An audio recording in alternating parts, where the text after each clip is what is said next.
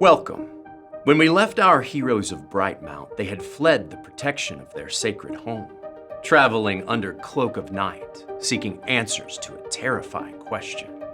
Young Caldor Benastar, third generation in a family of Syntharan heroes, has touched the All-Power, a mysterious force with dire implications for all who wield it. His mother Amori and Uncle Rubble travel with him, hoping to shield him from the dangers of this world. Now, our heroes head to a town called Goodridge, formulating a desperate plan to find and consult a wizard of old, perhaps the only person on Synthara with the ability to lend aid. Our opening act has drawn to a close, with one set of heroes falling from the stars as the other sits round a campfire, sending embers skyward. The time has come. Let's get into the rigamaroll.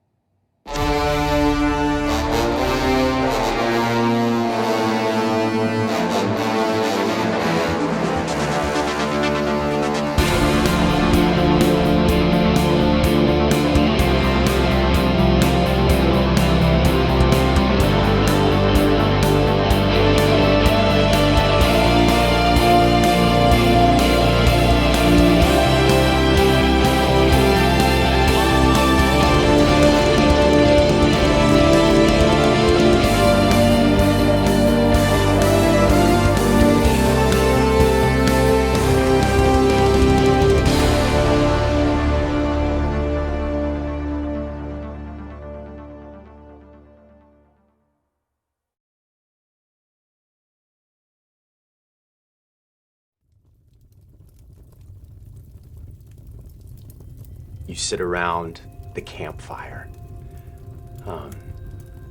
drinking tea and looking at the two moons of Synthara above. You've been traveling for a few weeks.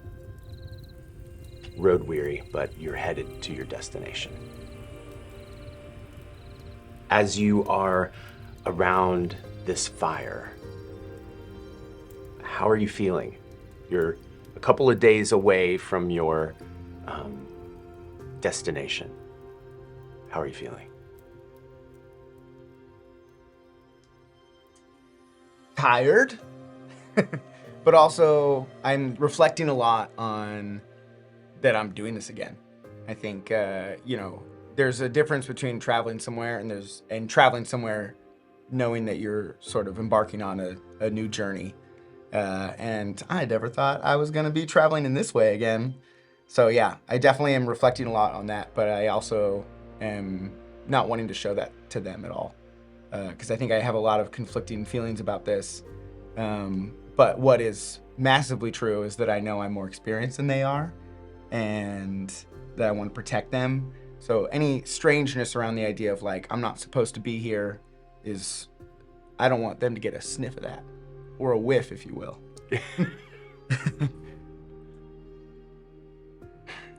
Focused. The closer we get to Goodridge, the more Caldor has been thinking about the mission, the goal, shutting this down, and that Goodridge is where the answers are.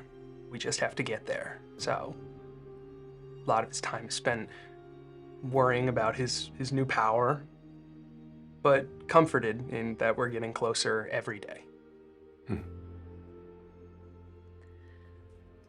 Okay, so I think Amori feels conflicted. Somewhere between understanding the stakes of this, how serious and scary the implications are, and at the same time, sort of excited. I think she likes exploring and spending time with her favorite people in the world. Amori has spent most of her life at Brightmount, but there was a time where she traveled forth. Not in this direction ever. But I think that there's something inside of her that's also feeling excited about stepping out. but then again conflicted once more because I can't be excited about this.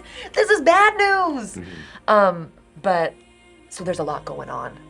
Right. And trying to remain hopeful though, because I do think that that's a core tenet of her overall as a person, and believing that way too, right, with the oracles and the training that she's received, that the light is also tied to things that are pure and good, which would include hope. I love that. So I think it's maybe it's a little bit of denial, but I think it's also a lot of hoping for the future that things will be okay. To that end too, feeling that conflict of like, this is so serious, the stakes are high, but also we're dealing with other feelings going on too.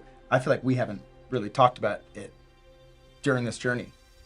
Talked about the all power and Cal, and like maybe he wants to talk about it, but we're not talking about it. Keeping it very in and Yeah. like Keeping it light. The thing between you, yes, that Yes. you're not talking about. As you are not talking about this, and as you are feeling that hope, and you're around the fire, Amori, you look to the stars, and as you're gazing up, you see a massive star start to fall from the sky and get larger and larger, and it crosses the sky, and it you've seen shooting stars before. This seems different in some way. With the oracles, I'd like to think that she has, and also, again, a lover of knowledge and curiosity, and has spent a lot of time in the library studying things. Would I have a reference point at all for what this could be, or this is something, this feels otherworldly? This feels otherworldly. This feels different. It's not just a star. It begins to get larger and look almost like a comet. There is a trail of red behind it just as it streaks across the sky, and then it slowly goes down and you can't see it anymore. It goes beyond this kind of mountain range. So Can I tell what direction it sort of fades into? it's the direction you're heading. It's toward Goodridge. So as you gather your thoughts and your feelings together on this particular night, you rest. And so when you rest, just so you're aware, you can tend to all wounds, you can clear stress, or you can repair your armor. I don't think we had a lot of that from our last session, but just so you know, during a rest, that's what you would do. If Rulus was here, she'd be healing from that stray muffin that came her way. That was a max stress attack. seriously. That was a max stress attack. Yeah. Brutalist. Spend 0 hope to inflict maximum stress upon your enemy. Yeah. The muffin toss. Before we continue, is there anything that you have to say to each other? Anything you'd like to prepare? Any?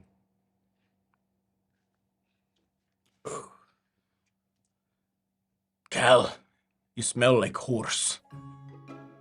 Oh, I guess I wasn't aware.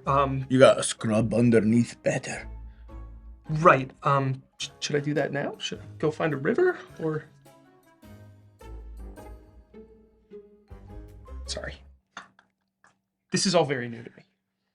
When you're on a journey, Cal, when you're traveling in the rough and tumble of this world, it's all right to take your shirt off and scrub your armpits in front of your companions. Oh, okay. Let me show you. Oh, you don't have to. You really don't. No, you it's didn't coming know. off. Wow. We both take our shirts Yeah. off. Okay. Fine. Kind of fold it, put it down on like a log. Hey, Mm-hmm. look at me, Cal. Yeah. There's a lot that someone could look at and say, this is too much. Hair. You can't even see my nipples, Cal. Mm-hmm. That's normal. That's normal. It's okay. Okay. Well, you don't have to. You don't have to be embarrassed. I just don't have any hair like you, Uncle Rubble, so, kind of cold, actually. It's probably why you stink like horse. Oh. I stink like dwarf. What does that smell like? A bit like horse.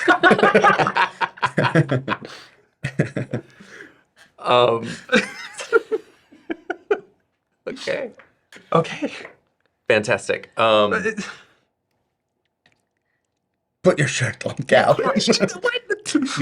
So I quickly grab I and... think you smell fine, Thank Cal. you. I thought so. Okay. I'm going to see if anything. This night passes uneventfully. For the next couple days, you are traveling. Things are going as they have. You ride these magenta horses with stripes down their chests that you took from Brightmount.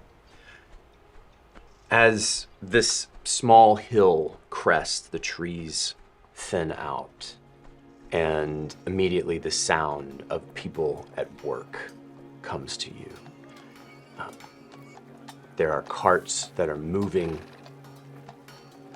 You hear the ting, ting of iron hitting iron, laughter.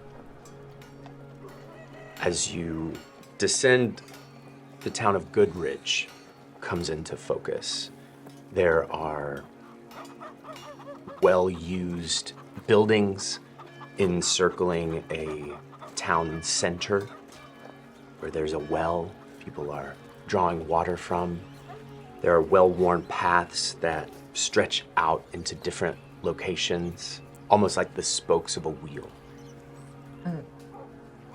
There are the smells hit you of warm bread and ale and fresh cut hay and clover. And as you continue toward the town, you see a guard tower. And you also see a stone statue. And as the light hits the statue, you see it is a warrior. Sword raised, shield by his side. The sun is hitting him in this incredible way.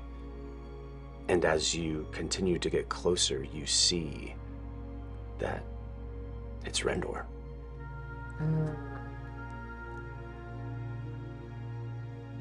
Dang. Wow.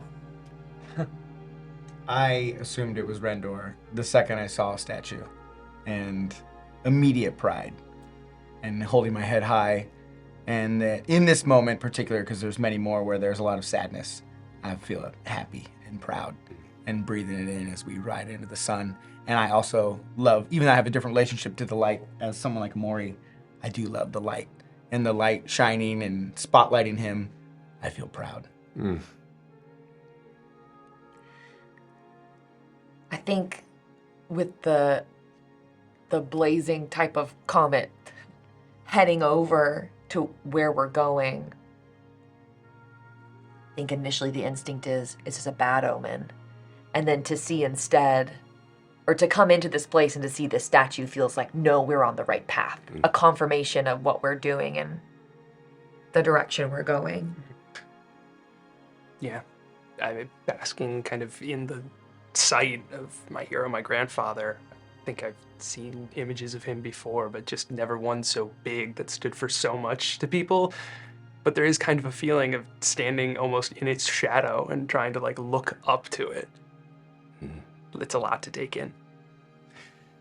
As you are standing there in the morning sun, literally in the shadow of Rendor, you hear, Board your horses.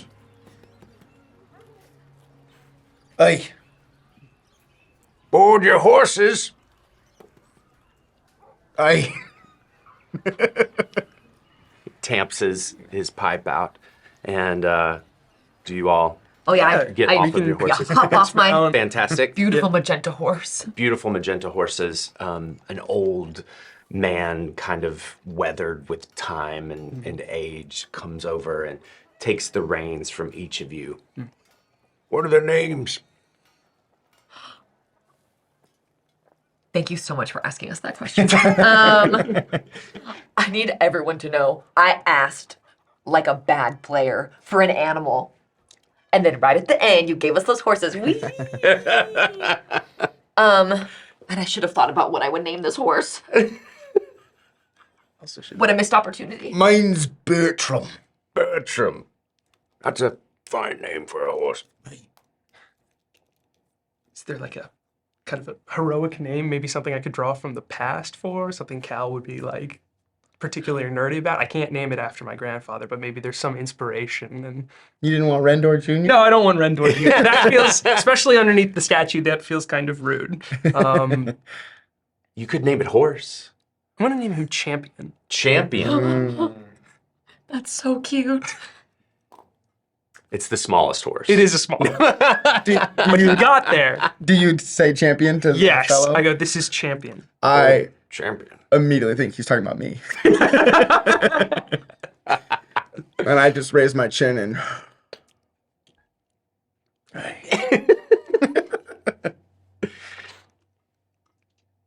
Miss Oh, Marigold. Marigold. Beautiful name. She's the fastest. And she also likes to eat flowers if you happen to have any of those around. But you don't have to. I have a beautiful place for her to graze while you're here in town. And as an oracle of Brightmount, there will be no charge. He starts to walk away with the horses. You enter town further. He's moving away, and it is bustle and hustle of the morning. There are people calling out for people to come and buy their wares. There are children playing. Laughter comes out of this tavern before the door can close. It's lovely. So, what do you want to do? I want to gather us all up. Yeah, yeah. Great. In a hushed tone. We're looking for this wizard, yes, Amori. We don't know his name. Right? No, and remember, both of you, we are further outside of Brightmount now. And wizards are not what they were in some of your picture books growing up, Cal. They are not good, necessarily. They are not funny, necessarily. We could very well be in danger. I think it would be wise for us to ask around. Sometimes the folk tales, even within a town, can point us in the right direction. Just keep your guard up. Both of you. And don't draw suspicion. We don't want anyone knowing what's going on with you, Cal. Of course. And remember what I said about keeping your sword in your sheath. Nice and sheathed. Yep. As you do that, a teenager walks by with a farmer's hat and a hay. Oh, look, new folks. And just keeps walking by. I don't think we're going to be able to blend in, Rubble. I think we might have to Stand out. lean We in really the stand opposite direction. I meant more that they should not think anything of why we're asking these questions. Right. We don't want to scare them. Aye, we come up with some reason on why we want to ask questions about a wizard. We can't just come right out and say it. Or ask in ways that is more fun curiosity. Of course. I think Amori was like already on that. Mhm. Like, yeah, we're not gonna tell them what's happening. But also, I think she's enjoying this because if there's anyone between the three of us who's gonna accidentally say something and get us in a pickle, it's The hairy one. So just no one stand out or get us in a pickle, all right? Yeah, so what would be an example that you're thinking of, Rubble? Let's all get on the same page. If we walked into a tavern and said, we're looking for information. Don't say that loudly, maybe. Right. You know, butter people up a bit. Mm-hmm. Okay. Have a conversation with someone. Make them feel like your friend. And then you happen to somehow start talking about the wizard. I see. Right. That's a good plan, Uncle Rubble. Right. Have you been here before? A long time ago, we passed through here. Don't remember it very well. In fact, I thought that building would be over there and that one over there. I don't know, it's a town. Well, I suppose we have to start by asking the townspeople. She's very excited to talk to people. Love it. I think seeing the this is a place she's never been before, and the chance to sort of scope things out again. Someone who has loved books and reading about places and things, to get to be there again, focused, but also a little excited. And you have some knowledge of this place. Not a ton, but Right. you know it exists. Right. You found that in the library. Right. And you still have some travel stuffs with you. So if you wanted to go to find a place to secure that, Sure, That's a good idea. a home base of Yeah, operations, maybe. That makes sense. sure. All right. Let's get a room, Okay. settle down, and then, Amori, why don't you go off and talk to people and I'll stay with Cal. Are you sure? We'll talk too, I just meant separate. Cal, Of course. are you sure? Yeah, the two of us together, we won't draw any suspicion to ourselves. It'll be better if the two of us travel together, I think. Probably. It will be better. Yeah, All right. Keep an eye on him. of course. As you look about to find what you're looking for, there is a wooden sign hanging back and forth over one of the buildings that says Punley Place. And you would know Downright. people are coming in and out with various bags, and so you can deduce that this is the local inn. You can see the blacksmith working at his forge. There's a lumber mill. There's a stream, and you can hear the thump, thump, thump rhythm of the water wheel. So things are within sight and within. It's you don't even have to ask. You kind of can tell where things are. Right. I start walking to Punley Place. Let's go in. Yeah. Okay. Punley Place, eh? Yes. As you enter Punley Place, the first thing when you come in you see is a desk area with, but it also kind of doubles as a bar and a kitchen. These places in these small towns did a lot of different things. You can get a plate of food or a room or some ale, even though there's better ale other places. So as soon as you walk in, a lovely old woman with her hair tied back in a bun with an apron and a beautiful yellow dress looks up and makes eye contact with you immediately and says, "Oh, it's an oracle. Papa, there's an oracle of Brightmount here." And then to the side, you see a man gathering dishes from the day, bussing a couple of the smaller tables in this open area. And he looks over. "Oh, Mama. Well, she's just beautiful. Would you look at her? Welcome to Punley Place. You too, welcome. It's good to see you. We don't get a ton of travelers through here, but what we have, we offer to you. And she says, oh, yes, we are so honored that you would come and be here with us. We have just made a wonderful mutton pie. Would you love some mutton pie? Are you tired and hungry from your travels? And she doesn't even wait for you to answer. She goes off to the kitchen and she comes back with holding 3 plates. And she says, you may sit down, leave your things here. We'll take them. I assume you need a room. Well, I'm enchanted Papa? by this delightful, couple. I'm fixed on the mutton pie. Thank you so much. Why the honor is ours. We would very much like, if we may, a room. Oh, yes. You may have a room. You may have 3 rooms, one for each of you. Oh, very gracious of you. Thank you. And Uncle Rubble,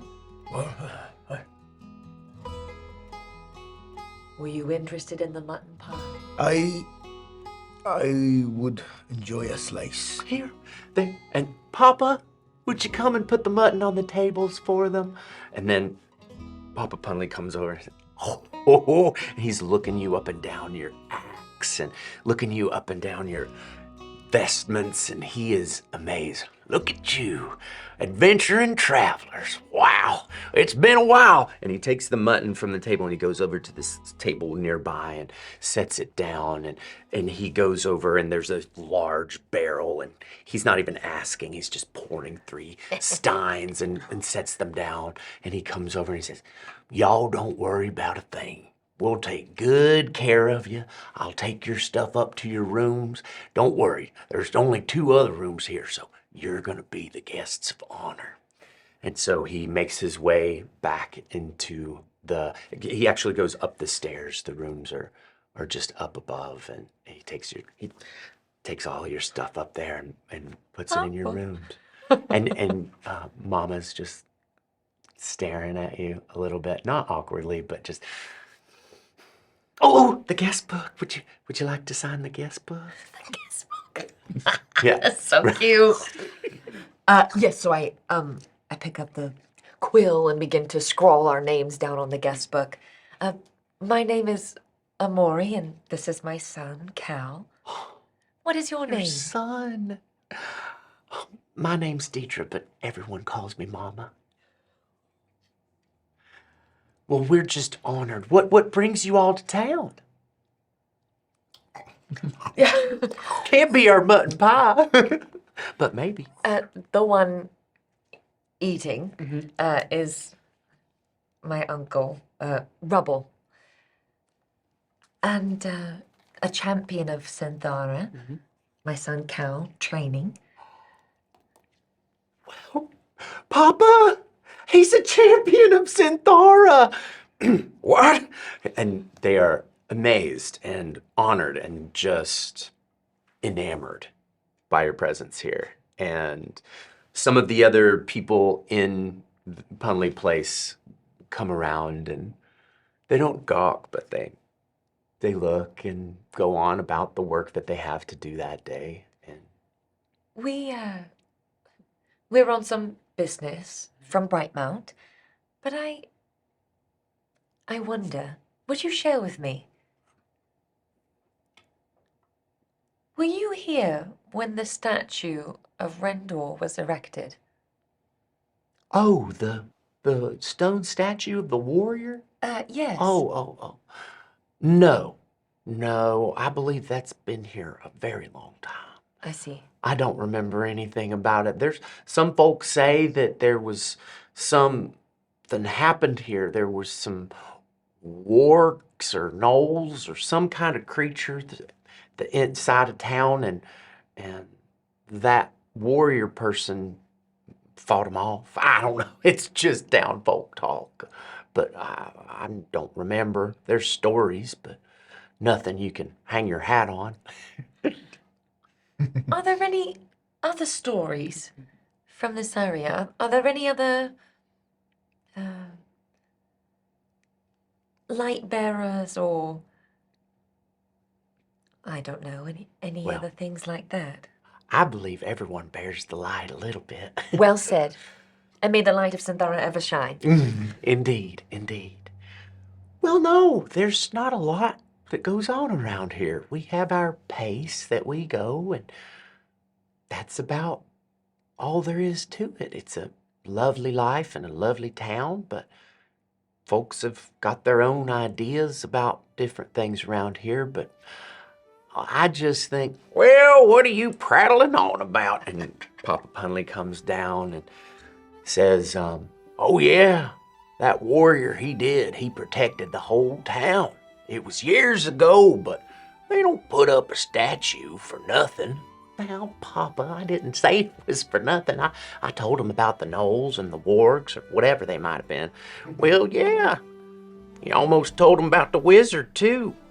Well, Papa, there's talk about someone that lives a ways up there. Sometimes you see different things in the sky, but it's all talk. Nobody's gone up there and seen anything, but yeah, there was talk of a wizard, or I don't know. I think it's just light playing tricks. The light bless you. He goes and takes his own piece of mutton pie and starts eating it. It's good, ain't it? I love it. Did he say in the Killed that sheep 2 days ago. Oh, a fine time.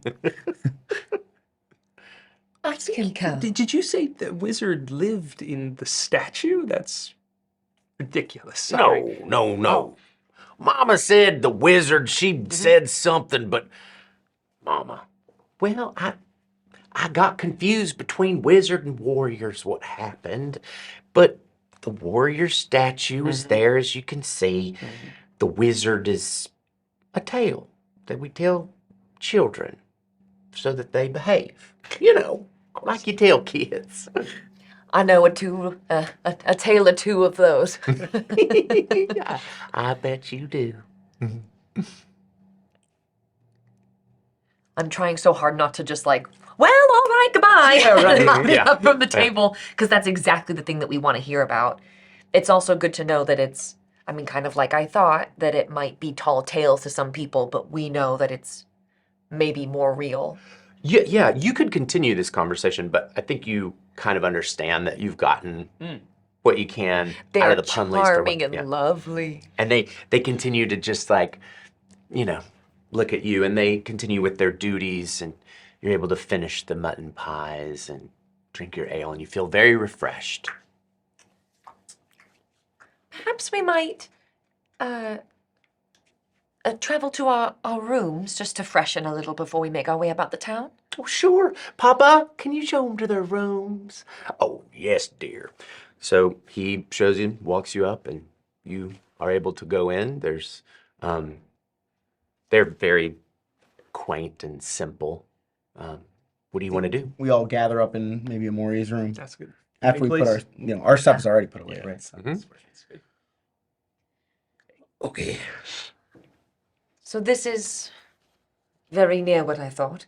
Some people won't even believe in the wizard, Cal, and some people maybe will know more things. It might be a good idea for us all to ask people who might know, and then see what things line up, what things are consistent in what they say. Even Papa downstairs was saying that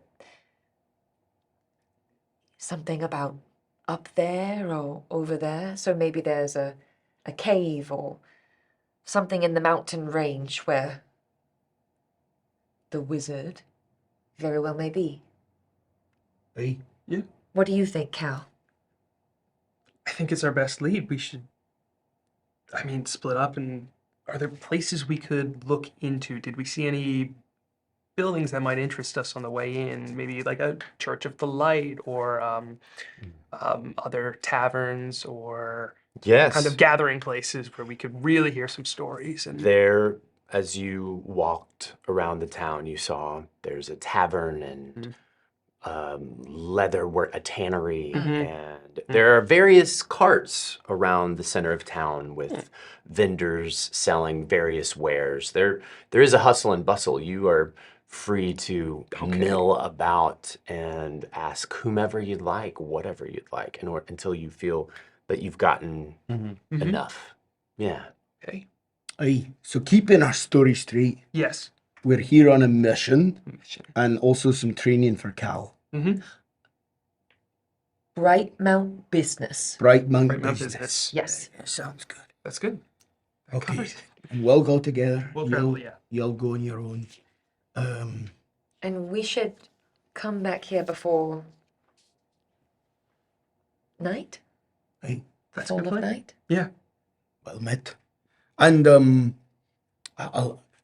they were very loose-lipped, so perhaps when we ask more questions, it can be something funny. You know, the Papa and Mama said something funny rather than us asking about the wizard. Right. What a good idea, Uncle Rubble. I think it is. Well, how do we want to split this up? Where should we start, and where are you going to start? You said there was kind of like a marketplacey kind of hustle and bustle with like a lot of like shops and stuff. There is, as soon as We you start would, there. Aye. Yeah. the entire, it's a very small, there. Yeah. So you can see everything, and as soon as you would walk out of Punley Place, you would be In it. So many options. Yeah. Okay. yes. Do you want to head out first? Sure. Yeah. Let's roll. Okay, fantastic. Where do you want to go? To the market. To the marketplace? to the- I don't know. You said, Yeah. What would interest us? You said there was a blacksmith earlier. Maybe There's like a cool weapons and blacksmith. stuff? There's That's very up our alley. Yeah. little carts where you can get different items. There are food. There Still is. I can always eat. You can always You eat. could You're saying the go things. get another ale. There's a tavern. There are various. Yeah, it's kind of a playground, but you can go wherever you'd like to go. But before you do, as you begin to head out, Mama Punley comes to you and says, I just want to let you know that no matter what Papa says about payment for the rooms, as an oracle of Brightmount, your bill is covered, my love. Oh, Mama, I couldn't possibly. I need you to know, even at the gates, the warmth of your town, the gentleman who was taking care of our horses said the same thing. And I will accept your gift, but please, will you let me give you something that you might then be able to bestow the same kindness upon either yourselves or someone else who needs it? Of course an oracle of Brightmount would do something like that. You're just so lovely, and it is an honor to meet you. And yes, of course, I would allow that. Allow. Admittedly, I really mean it. Rubble will eat everything, and I wouldn't feel right about not giving you at least a little something. Very well then, and Papa's already in the kitchen making more. It is appreciated, as is all of your kindness and your help. Would you be able to share with me, getting into my little coin purse and taking out some coins, and I think I'm going to try to, not like I'm being extra sneaky, but try not to make a big deal about it as I put a handful of coins sort of behind something maybe that she'll easily find in a moment, but maybe not right in front of her right now. Do you have here a scholar or a library or in your town? We don't have a lot of books here. I believe there may be a couple downstairs next to the fire. Sometimes people like to sit and have a smoke and have a read. Oh, it sounds wonderful. I think they're all pretty fanciful tales, but you're welcome to go down there and look. I appreciate it. Is there perhaps have you a teacher here or a historian or? A historian. Coming at it so logically, trying to think of. Yeah, a historian. Well, I think Miss Alice knows some about the town. She's a shepherdess, so since she's out and about so much, she runs into a lot of people. A shepherdess indeed. Mhm. Might you be able to share with me where I could find her? Right out the front door and to the right. You'll smell it. And tell her the mutton pies are selling like hotcakes. I certainly will. Mm. Thank you, Mama. Enjoy your time and come back and ask me anything. I'm an open book. Not a book. I mean, I'm an open whatever.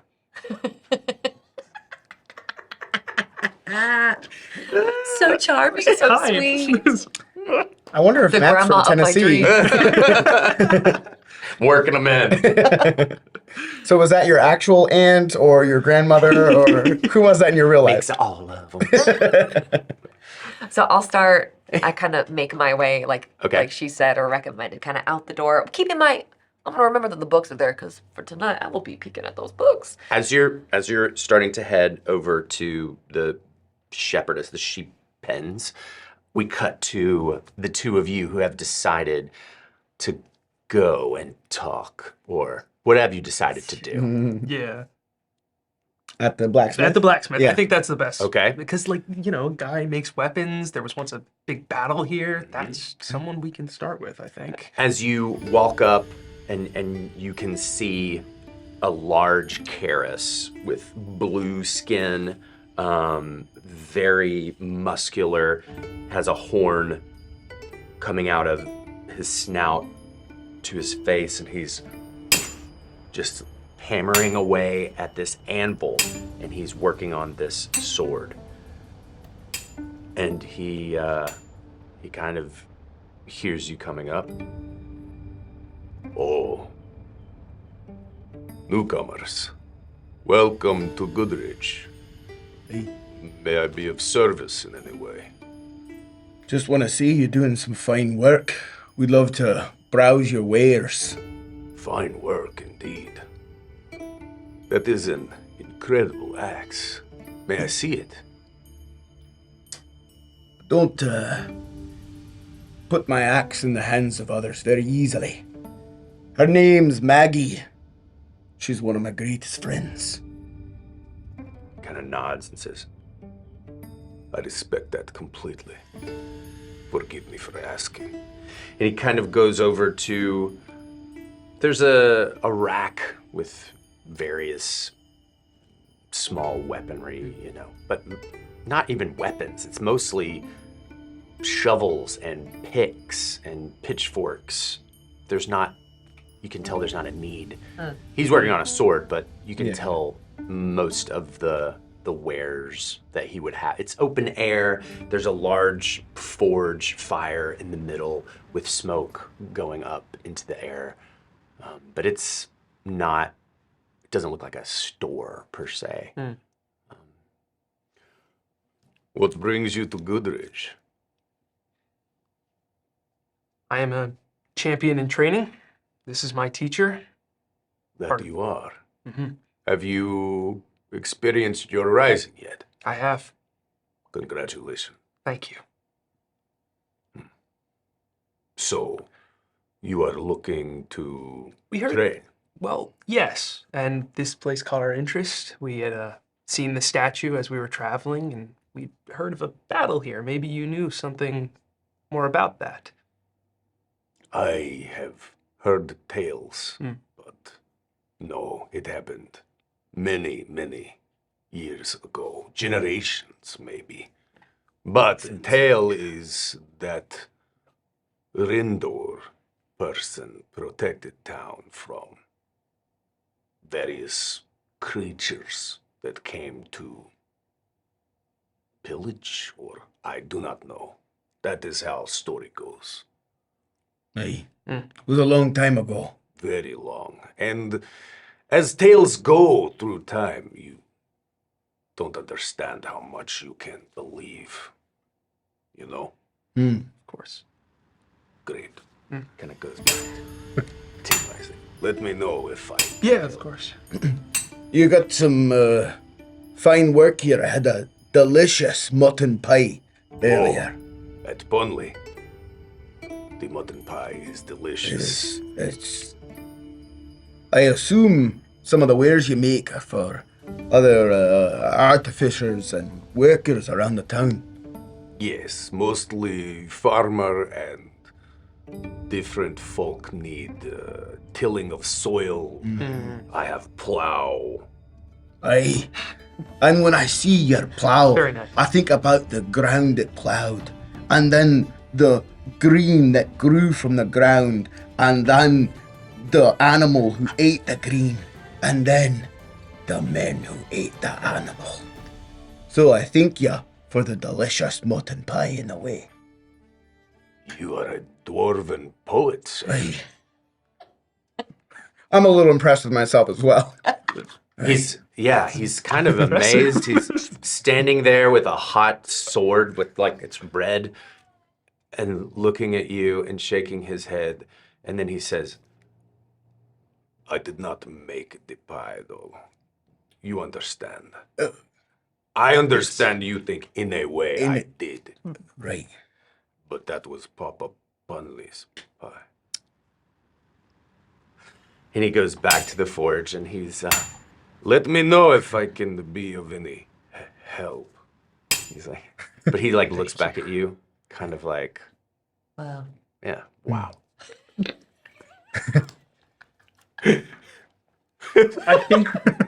I think that'll be all. Wait, Yeah. That's a funny thing you said about Yes. the mamas and the papas, Oh, they said. and about that wizard that they were talking about. Yeah, a ridiculous story. Really? A wizard.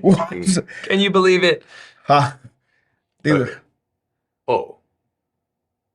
I see you have question face. No. No, So- it's a ridiculous notion. Anything involving a wizard is.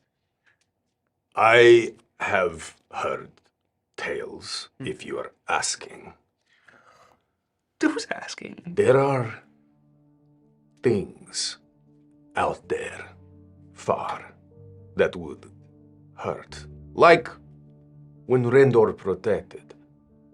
And I believe there is a force that is protecting us. You see at night in the sky, sometime lightning flash or rumblings. It is far, but nothing evil ever comes down this road. Nothing bad, only good. Goodridge. You said that there's a force out there. Yeah, a direction or a place we can go to. Do you think it's coming from the mountains? I do. To the south. Southeast. Southeast, near the Drakestone There is Mountains. yes, near Drakestone. On the way to Drakestone. There is pass, they say. But if you follow path that way over stream, out of town, you are on the right way. Right. I caution you. It is dangerous. And there may be things out there you do not expect. You seem to be prepared with steel and Poetry. poetry. I will name my shop Steel and Poetry from now on. No, I'm just kidding. Okay. Aye. And just a funny story. Aye. Well, Thank you. thank you. Very well. Thank you for nothing, Yeah. because we were just laughing at Laughing at that such a silly funny, joke. Yeah. silly joke. Strange people you are. enjoy the town. He goes back. I think we I could think it went well. so You smooth, didn't know. guys. So Didn't smooth. know. Yeah, that was good. Back in the street. Good job. Okay, as they are yes, That was really tough. as they are celebrating, we cut over to Amori, who has found her way to. Are you going to the sheep pens? Well, yes. To find Alice the shepherdess, if I may. As you go over to the sheep pens, you see a homely girl who is filling the troughs with corn and silage and different things, and you know, all the sheep sounds, and they're eating all of the silage, and she's got an apron and she's dusting herself off, and she's singing to them, like just kind of humming about her day and doing her work. And she rises up from it and turns to look at you and says, "Well, hello." Greetings, shepherdess. Are you Alice? I am. Yes, I'm Alice. Who are you? I am Amori. I'm staying at the Punley place, and I met Mama and Papa, who send their compliments to you. The mutton pies, they said, have been selling exceptionally well. Yes, they eat the sheep. Oh.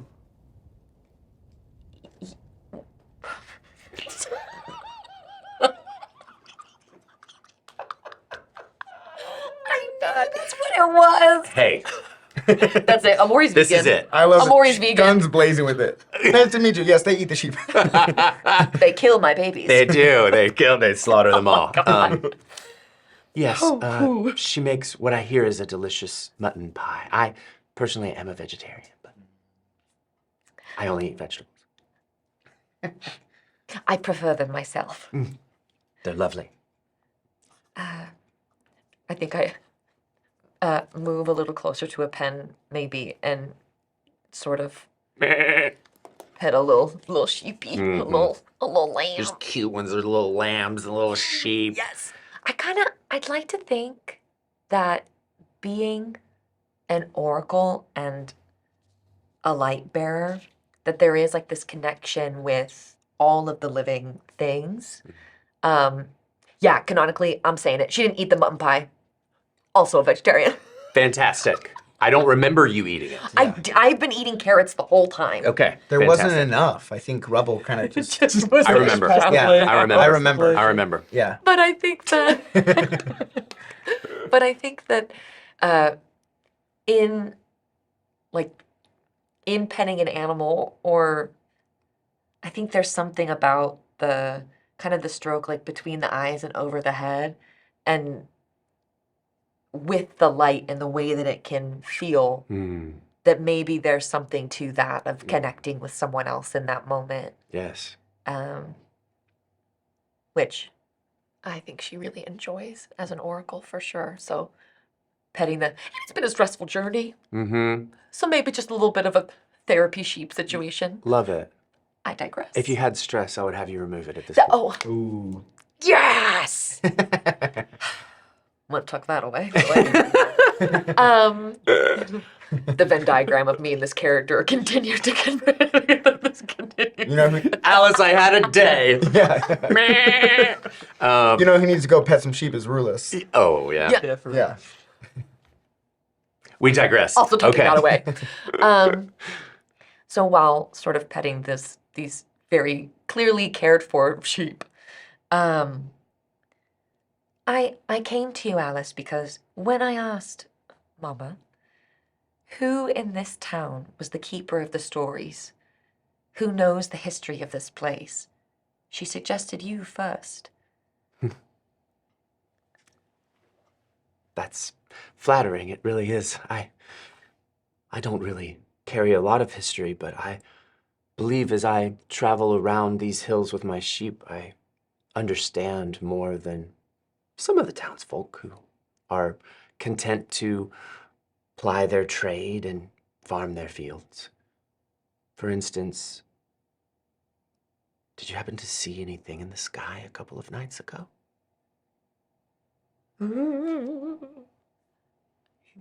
I did.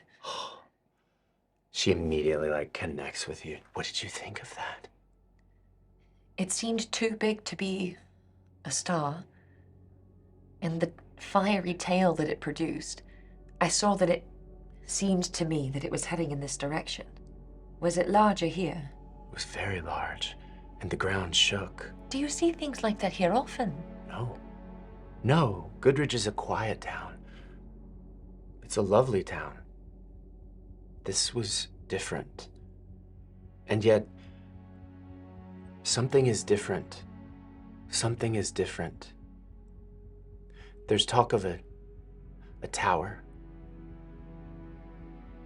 up near the Drakestone Mountains. I've never been myself, but a while back my uncle went hunting and came back with tales of lightning and thunder, a storm, but a small storm in one location. And he said the lightning looked as if it had a purpose.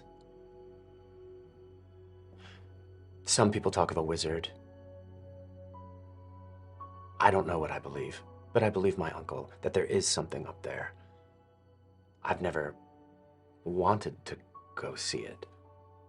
I like things the way they are. Alice, I wanted to ask because I've spent so much of my life studying and learning as much as I can. And what I have found to be true is that sometimes the stories that are told in places like this, amongst people like your uncle, there is truth to them. Even in silly stories that we tell, that they can be, at least in part, true. So I thank you for sharing with me. I'm here on Brightmount business, but I am also personally grateful. I'm wanting to give her something, but it feels weird to give flip a coin. Mm-hmm. Would it be weird to as an oracle to ask if there's anything I can do for her? No, and I think you could also, I don't know. Or a blessing. Like a blessing. Yeah. Yes, that's what I was going to say, that you can even touch her shoulder and, give her a blessing, and that would be something really special and wonderful for her. Well, then I would like to do that. Okay? Maybe could I, before I'm thinking about that even now, but before I get to that, because that feels also like a goodbye. Alice, is there anything else about this tower or this wizard that you've heard, even if it seems silly or strange? She thinks. No, I know that it's about a 6-hour journey on horse, and you might want to go see Denalia before you go. Writing it down. Denalia? Denalia, she has a cart right in front of Punley Place. Oh. Your town is so convenient. I completely understand why it's called Goodridge. It certainly is. The hospitality here, I'm staggered. I shall have to return to this place, I think, someday. There's not a lot of men my age. Oh. That's one drawback. She looks. You said she's a girl, right? Yeah. A young lady. Miss Alice. Okay. Janelle, you said you wanted to give her something. Maybe you should introduce her to Cal. Or Cal's something. number. So he could, so that he can set up a dam so that leaves. Oh, yeah. Yeah. Oh, that poor girl. Oh. We cut to. No, I'm not. Yeah. No. Well, perhaps you might someday visit me in Brightmount. What a journey. I don't think so, but that's very sweet of you. I didn't think about that. Yeah. It was wonderful to talk to you, but I have to take the sheep to the pasture. Alice, might I share a blessing with you? Does it hurt? Not at all. You've helped me so much. It's appreciated. Yes. Okay, with her permission. Yes. You have it. I take the staff, and I sort of bring it with the insignia of Brightmount on it, and I bring that to my palm, sort of almost as if it charges it up, and it's a warm, glowing light with maybe some turquoise or blue, small little embers or speckles or sparks. Mm-hmm. That then I sort of bring over and tap to her head really gently. Okay. And even if, I don't know if that does anything, but at the very least, like numbers wise, but at the very least, I would love for it to feel like a warmth. And in the same way that we say things like, may the light bless you, Yes. that it feels like that. As you do that, there is, you can sense almost a translucent but golden hue comes out from the pendant and kind of just waves down her body, and she gets a little bit of a cold chill, and she looks at you with love in her eyes and says, "Thank you. Thank you so much." And she's just kind of verklempt, and she kind of just like walks around and like starts to take, goodbye. And she starts to take the sheep away. Amori walks away feeling very happy because she doesn't get to do that kind of thing all the time. She's always around orgles. Yes, yes, you are definitely blessing. Yay. I'm gonna head back out now. You're gonna head back out? Kind of making Okay. my way towards. I can't read my handwriting. Denalia. Denalia. Well done, sir. Denalia. Okay. My chicken So fried. as you leave the sheep pens, you look over and there's a cart with various baskets and little elixirs and things on it, and it says Denalia's Drafts. Oh. And Hello. so and as you do this, you look up and you can see Cal and Rubble kind of walking about as well. Because you're both in the town. There's people getting water from the well. There's children running and kicking up dust. And so you go up to the cart. I might, in seeing them from across the way, I might pause for a moment and just watch them. Mm-hmm. Because, like, those are my guys. Okay. Okay. Yeah, like, what are we? We're just walking about. Kind of clueless. Do you know what I mean? Yes, yes. Like, I just think, like, look at them off doing their thing. And we're on an adventure together. And we're, like, doing You're stuff. taking a moment. Yeah. You're realizing that you're being present. You're not. And I that's love my it. boy, being a grown-up, walking around, like, you know? Yeah, I do. I know. That's great. Do you guys doing anything special? Nah, just walking around. That's cool. We, probably, I don't know. Got more food? Found something to eat? Yeah. So yeah, we got you're walking more- around with Like a big bread. turkey leg. On a the stick, yeah, stick's they're- way they're- too big for me. I'm like, yeah. yes. travel. carrots on a stick. It's carrots on a stick. Carrots on a stick. Sort of yeah. the elotes of Oh, yeah. of Goodridge. So they're just like, yeah, you see them, they're just like walking, eating Okay. veggies on a stick. And they see you, right? And then, so, yeah.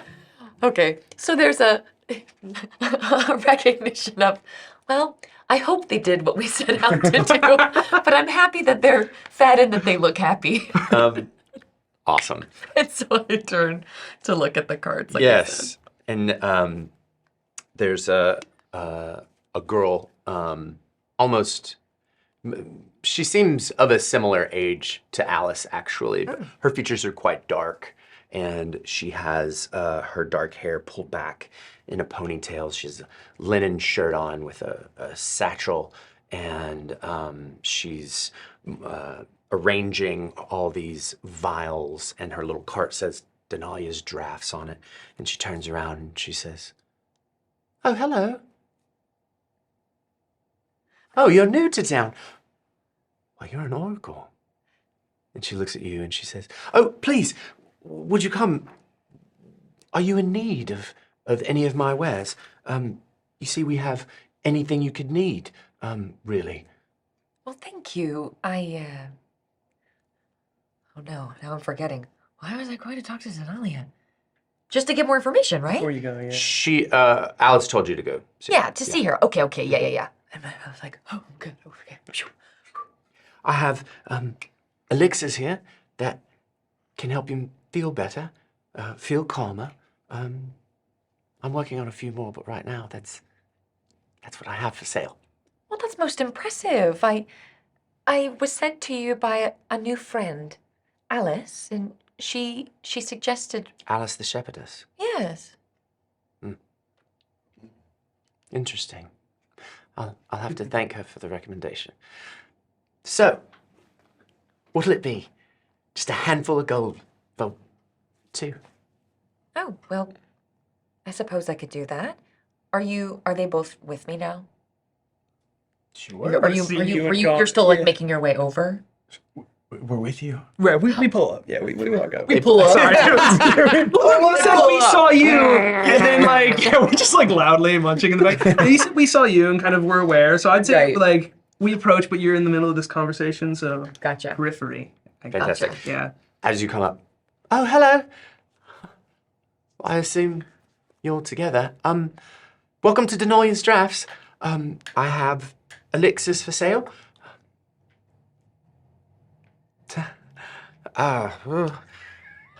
2 elixirs for a handful of gold. They make you feel better." And you made these yourself? I did. I am learning. I have various herbs and spices that I'm working on concocting. Where is it that you studied such things? How curious. Oh, my grandmother was an herbalist, and so she taught me how to go around in the forest and find the things I need to help people. Well, it's much appreciated. I'll take out 2 coin. Cause I'm gonna. Right, that's what you said. 2 gold. Do I This have is like a handful of gold. a handful? Oh, handful. It's a handful. You haggling with It's it? just a handful trying of to lower that gold. price? Just a handful of gold. Should burn it already. Okay. I'm bartering. A pinch of salt, a handful of gold. And a partridge. Cal, is there anything that you like or you're interested in? Yeah, you said you had two kinds of potions. I do. As you look Please. and you see this. Oh, the red potion. A It is prop. beautiful Whoa. minor health potion. A small corked bottle with a thick liquid substance inside. 1d4 HP when consumed. Oh, come on, herbalist. And you also see I want it. a minor calming elixir. A small cork bottle with a bubbly liquid substance inside. Minus 1d4 stress when consumed. It's like a sheep in a bottle. Okay, bottled sheep. Bottled sheep. Bottled sheep. Emotional support sheep. So I assume you give her the gold? Oh, we should absolutely pick these up. Yeah. Well, yes. I'm going to hand it to her. And Fantastic. There you Here go. Oh. Did you make it? Oh, nice. Check it out, boys. Checking. I'm also going to give her the handful. Thank you so much. She puts it in her satchel. Do you, as an herbalist, also have any tea? Tea. Yes, I do. I have... Amori's kryptonite. She looks over. I have juniper. I have lavender. I have chamomile. And I have jasmine. Oh, no hibiscus. No hibiscus. No. All right. Well, thank you so much. Now, we've been hearing sort of a Is it a funny story, Rubble? Haha. About, there's a tale of a wizard. Oh, yes. The mamas and the papas, they were talking about this funny story about a wizard and this. Oh, yes, there's definitely a wizard. He lives in the tower. He protects the town. Protects the town. Yes. As she's saying this, there's 3 kind of teen farmer boys who walk by, and yeah, they're like, Oh, whatever. Denali, are you talking about the wizard again? and the other one says, Hey, I don't know, man. Did you see that thing a couple of nights ago in the sky? I mean, how do you explain that? and Denaya is like, get out of here! Can't you see I'm doing business with these people? Shoo! Off with you! It's like, wow. Thanks a lot. Okay, see you later, Denaya. And they just like kind of like saunter off. And she's anyway, I see there's 3 of you. Would you like more or no? Denali, I'm so curious to hear more What about what this, you were. this wizard you were talking about? Do they have a name or anything? What's I don't known know about them? about a name. I just know he's there. You know, like the light is there. And he protects us. There's never any, I mean, sometimes there's bad things, but there's never any something really bad. You know what I mean? As if they're protecting the town. Yes. Yes, he protects the town.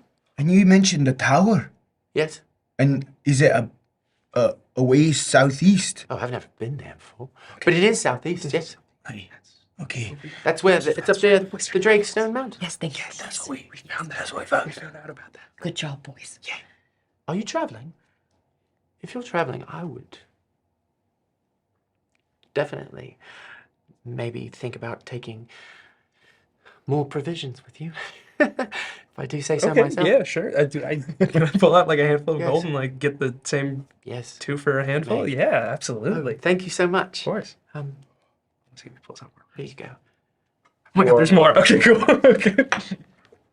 I look in my pouch, and it is light Oh, yeah. because I bet on Cal too much. But I don't want Cal to know that, so I keep my mouth shut. Are you gonna buy any?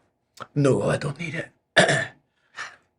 Uncle Rubble, are you sure? Aye.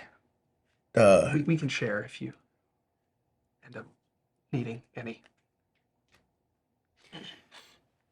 Very well then. Thank you so much. It's been wonderful. So she kind of goes back to what she's doing, and as this happens, the doors of Punley Place open up, and you hear, "Oh, there you are! It's almost supper time. Just wanted to make sure that you're finding everything okay and finding the town to your liking." Oh, it's been wonderful. Truly, thank you so much. Wonderful. And she just like walks back in, and she's got her apron, she's dusting off, and goes back in. I'm gonna take a few steps away from Denalia to check in with my boys. Mhm. So what have you found? I don't know if you picked it up, but I was mentioning in front of Denalia that we heard about a wizard in the southeast. Stick to the southeast, kind of like a force. Right. And then her saying it's a wizard, I think, and a tower. That's where we that's have to go. right. I think we figured it out.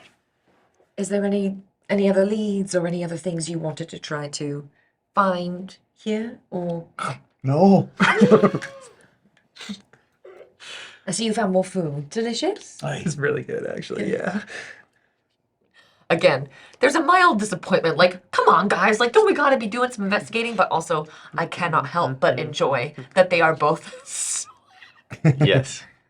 challenged and feeling very proud. You're on an adventure. Yeah, And finding food. and I think that what they said is consistent with what she said, is consistent with what Alice said, and so I'm feeling pretty confident that we have at least a fair heading. Wonderful. Yeah. So you want to, like, how you feeling? Sleep, Rest up. rest Yeah. up, and head out for So- I sleep. guess so. Yeah. So everything for the rest of the evening is wonderful. Yeah. You have beef pie Whoa. with veggies. Yes, I eat the veggies. There's thank you. veggies, there's a lot of wonderful root vegetables and otherwise leafy greens that you are able to. I love that. Alice walks by and then sees you eating them. No, I'm just kidding. That doesn't happen. My girl. So you go to bed, and you can rest. Again, I don't think we've collected anything that you would need to rest. But as you sleep, as you get ready to go down, you're each in your separate places. Is there anything that you want to do before you sleep and rest?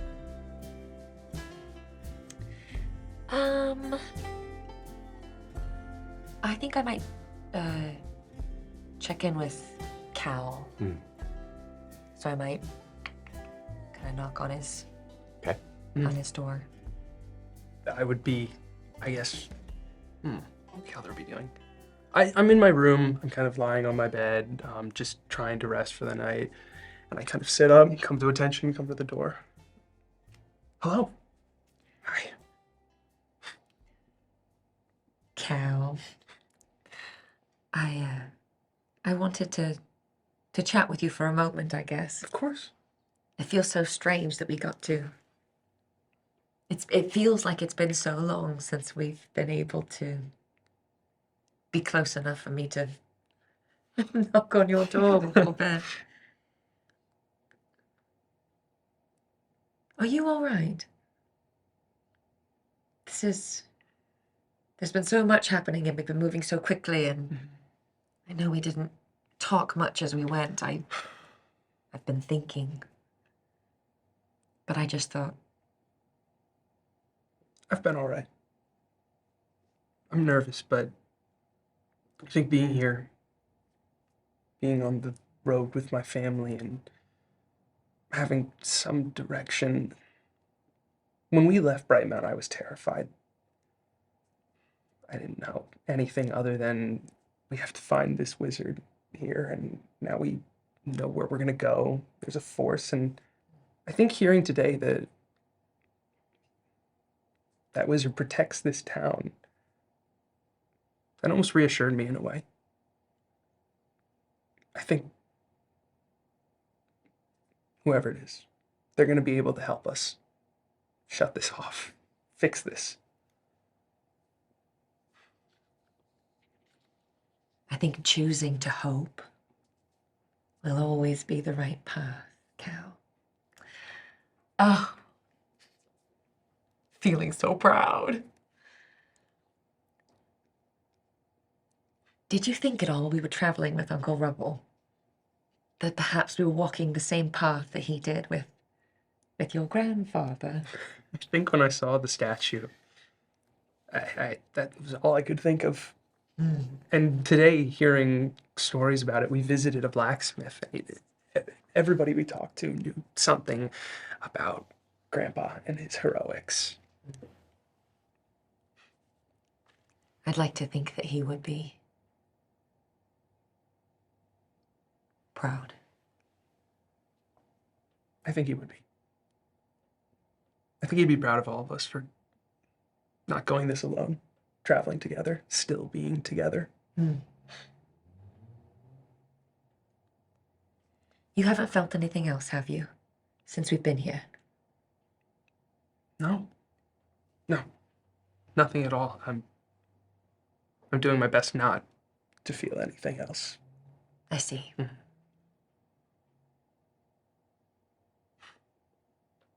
Well, rest up.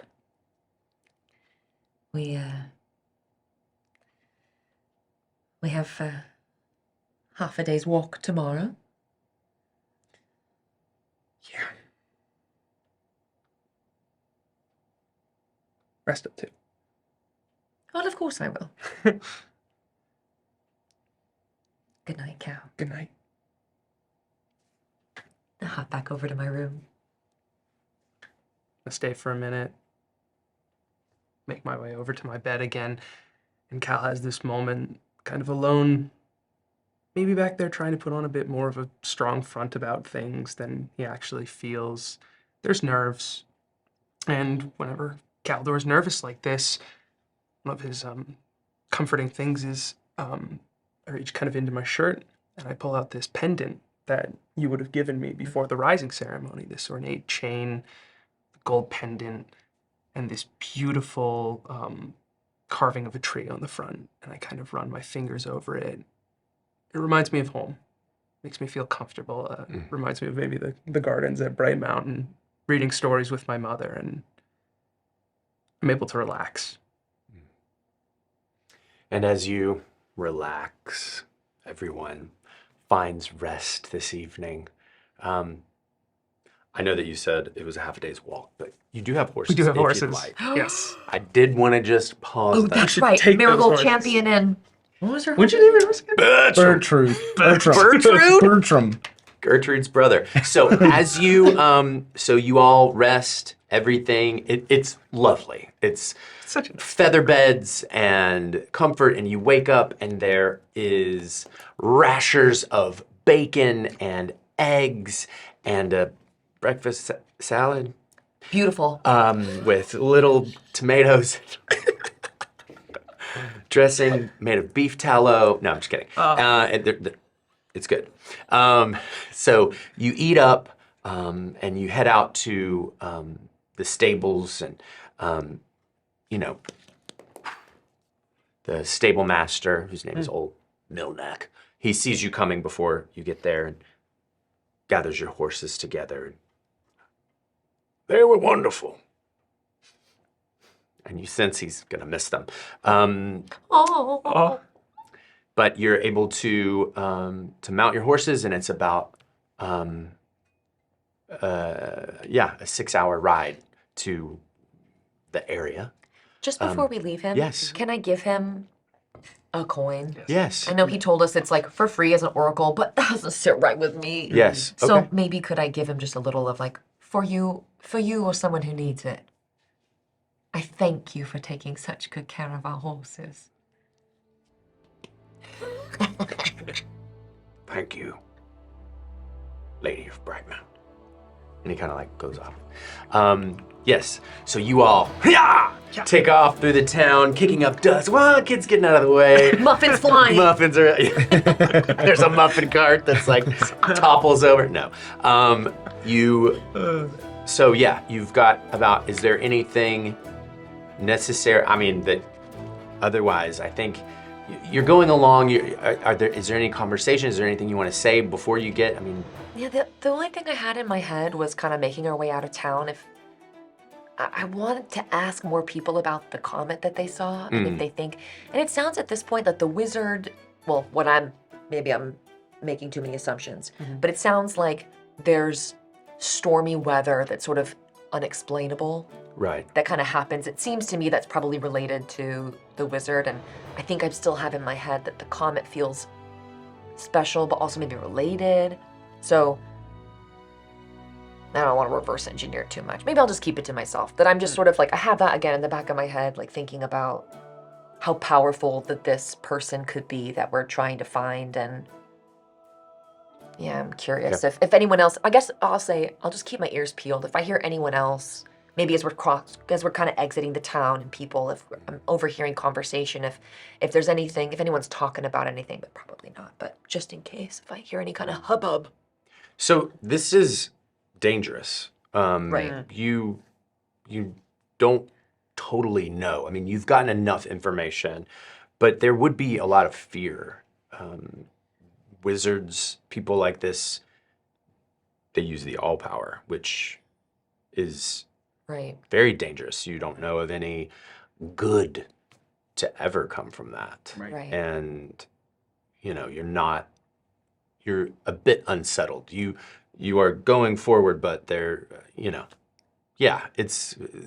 still got to be, you don't know, you've never met a wizard before. Sure. And you're not sure what you're going to find. But I think at some point down on our pathway there that we can come to sort of more of a walk, a trot with our horses and sort of regroup a bit. So I guess I would kind of flag us to slow down a bit and kind of strode? up next to you? Stridden? I loved it. Stridden. I stridden up upon the side of you. You strode. Hey, we're getting close now. Just want to make sure we all got our heads on straight. Cal, we don't know what we're coming into. Once again, keep your sword sheathed. And, Amori, I know we're gonna ask about the old power and learn what we can. But I don't know we should tell them about Cal.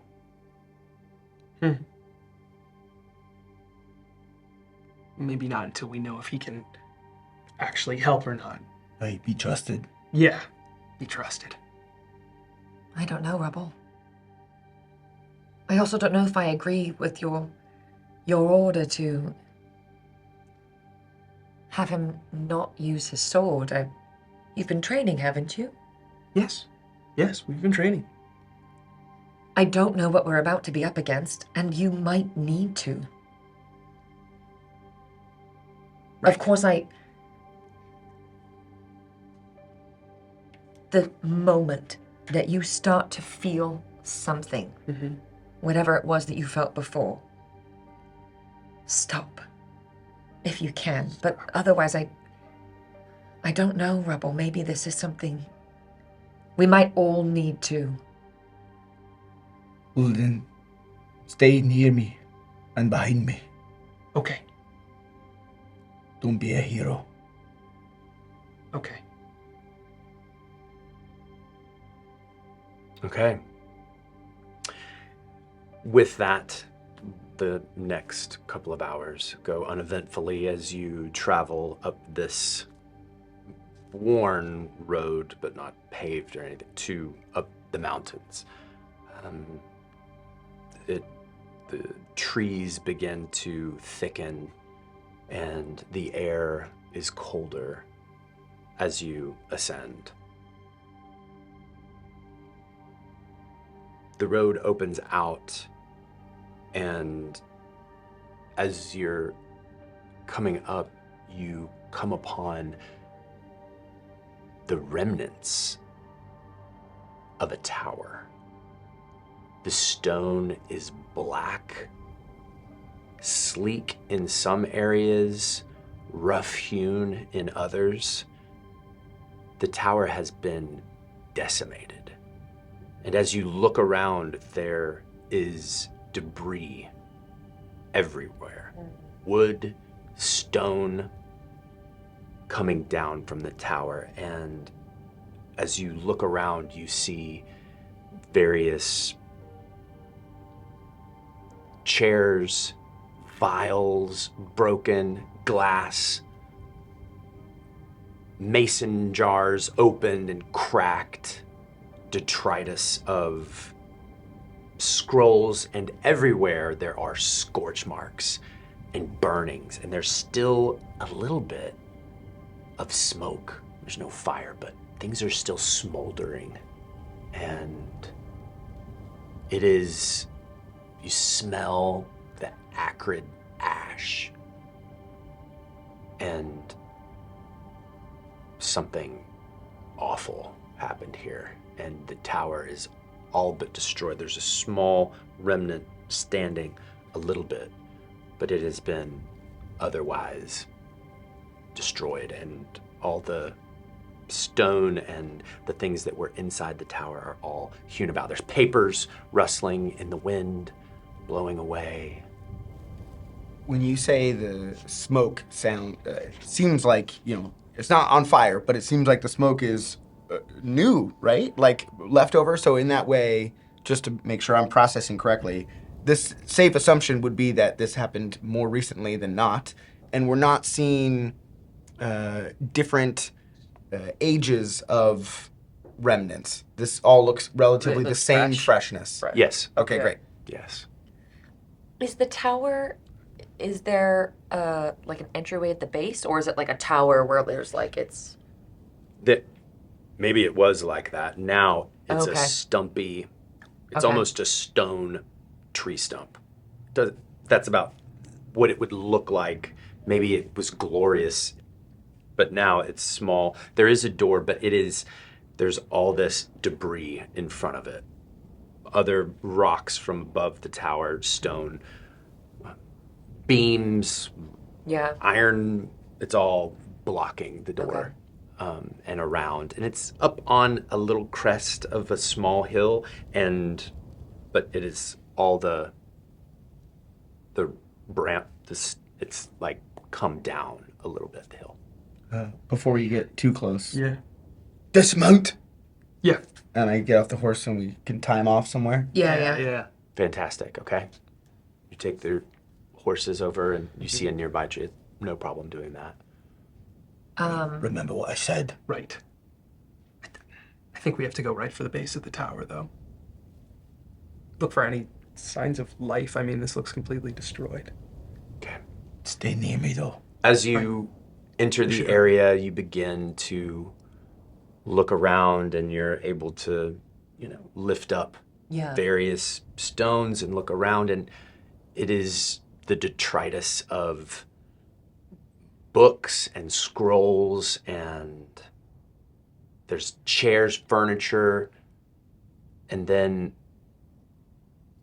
Caldor, you go over and you see half underneath a massive, sleek, black stone, a still smoldering skeleton with the charred skin, still a little bit of smoke on it, and you can see that there are robes around, and as you see that, you realize that That's the wizard. Right. we're gonna take a break!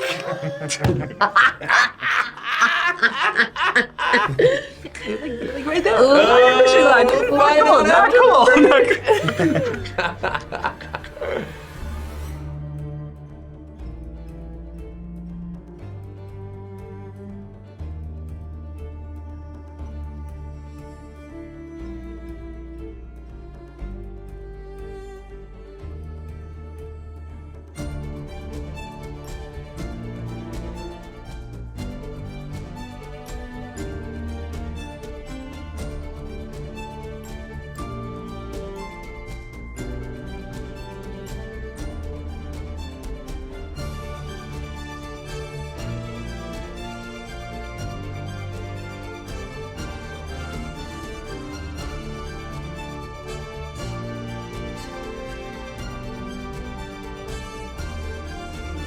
And now, a reading from Steel and Poetry by Rubacorn Thunderfoot.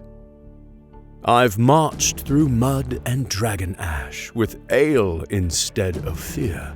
If death comes knocking on my helm, he'd better bring a beer. I don't need luck, I've brought my steel. Luck's light and runs away. Steel stays put and waits its turn to give someone a bad day. They say a dwarf holds grudges long. That's not the full account. We stack them neatly, mark the date, and add a little interest to the amount.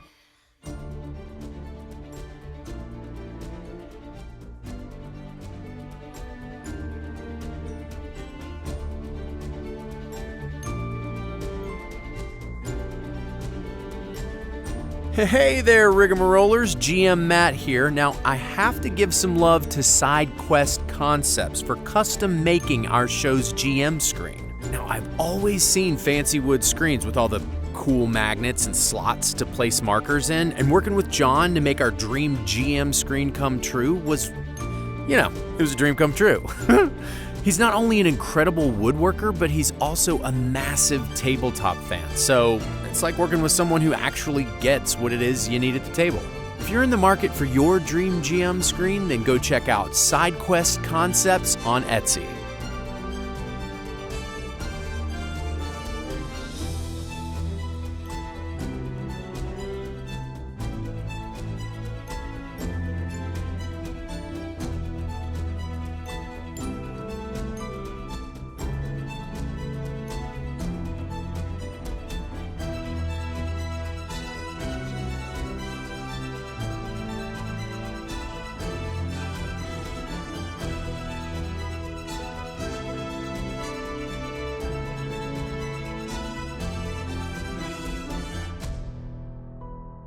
Welcome back, team. It's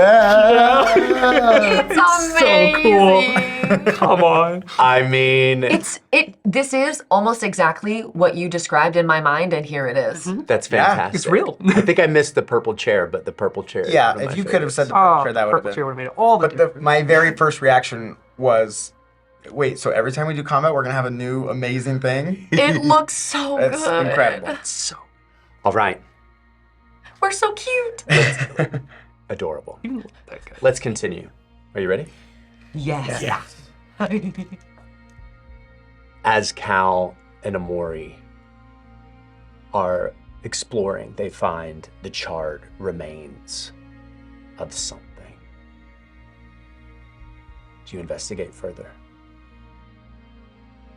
Yes, but I think also knowing what? Oh no, that was It was lovely. it was Okay. It's smart.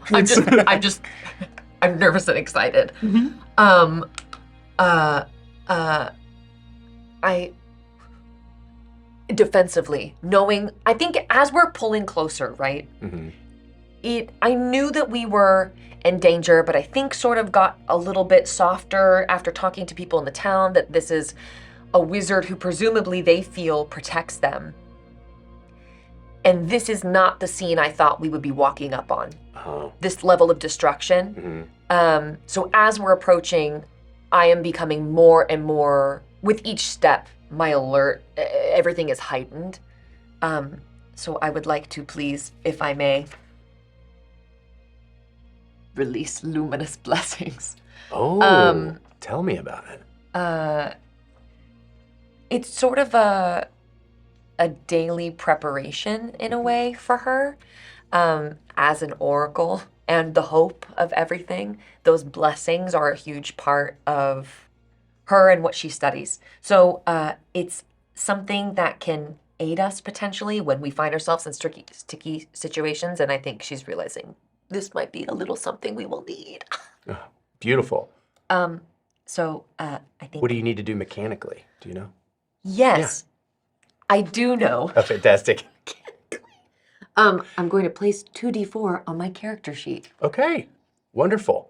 to use maybe or maybe not, but I will have them. So in this moment, what does it look like? Cal is kind of leaning down toward the charred corpse of this thing. You see Uncle Rubble's like just a little bit away. And is there a moment of pause where you paint that picture for me? Yes, I think,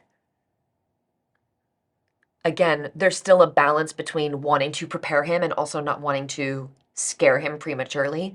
So I think as quietly as I can, almost similarly to what I did before with the blessing, but perhaps a little more for the blessing for Alice, swifter and a little more battle ready. Yes. So I think it's going to be more of like a clap down on the sigil onto her palm and then waving it quickly behind them without having to like talk about it a lot. Right. Beautiful. Okay. And then sort of a defensive position just in case, because I'm Right. sensing we're.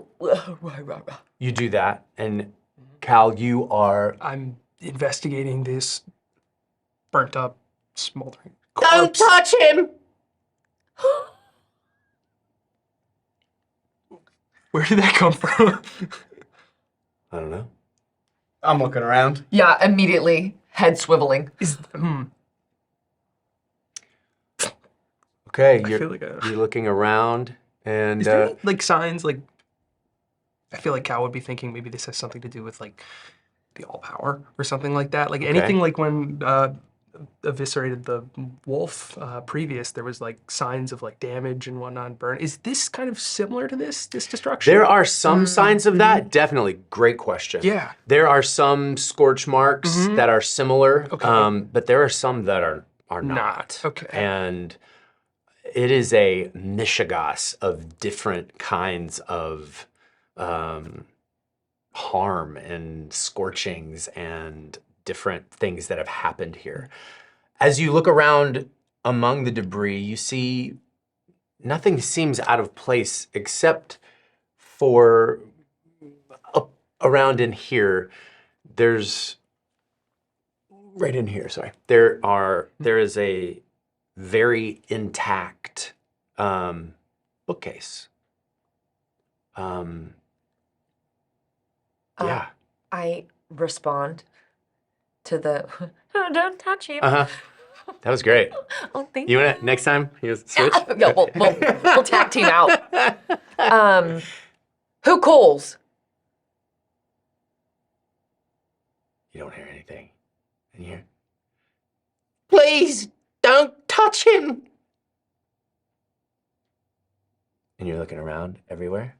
Show yourself, or be named an enemy. Well, I'm right here, aren't I? And you look at the bookcase and you just see in one of the books is like the edge is toward you and there's like a bookmark sticking out of the middle, flapping a little bit. And you see leather straps around fingers, and you see inkwells on top, and you see wooden little legs like a bookcase end cap, and he's standing there and he says, why have you come? Why are you here? A talking bookcase? Is this my best friend? What? It's giving Beauty and the Beast for sure.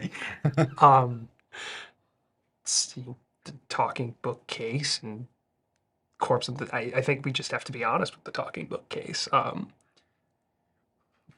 We were here looking for the wizard who lives in this tower. What happened here? They happened. And as he says this, Oh no. Oh gosh. What? you turn around, and over the crest of this ridge comes an airship. What? It is a platform with various metallurgy attached to it, pistons pumping. There's a large canvas blimp that is like tied with rope to the platform. There are different like fire piston chute to help align it, and it's coming up over the ridge. And as it does, you look and you hear. So, the apprentice did survive. Oh. And it looks like he has friends. Smell that? That's fear. Fear of fishmonger. Let's rigamaroll! Taking full advantage of his surprise attack, Fishmonger makes the first move, charging up his massive shoulder cannon and lobbing an exploding fish directly in the midst of our bunched up heroes.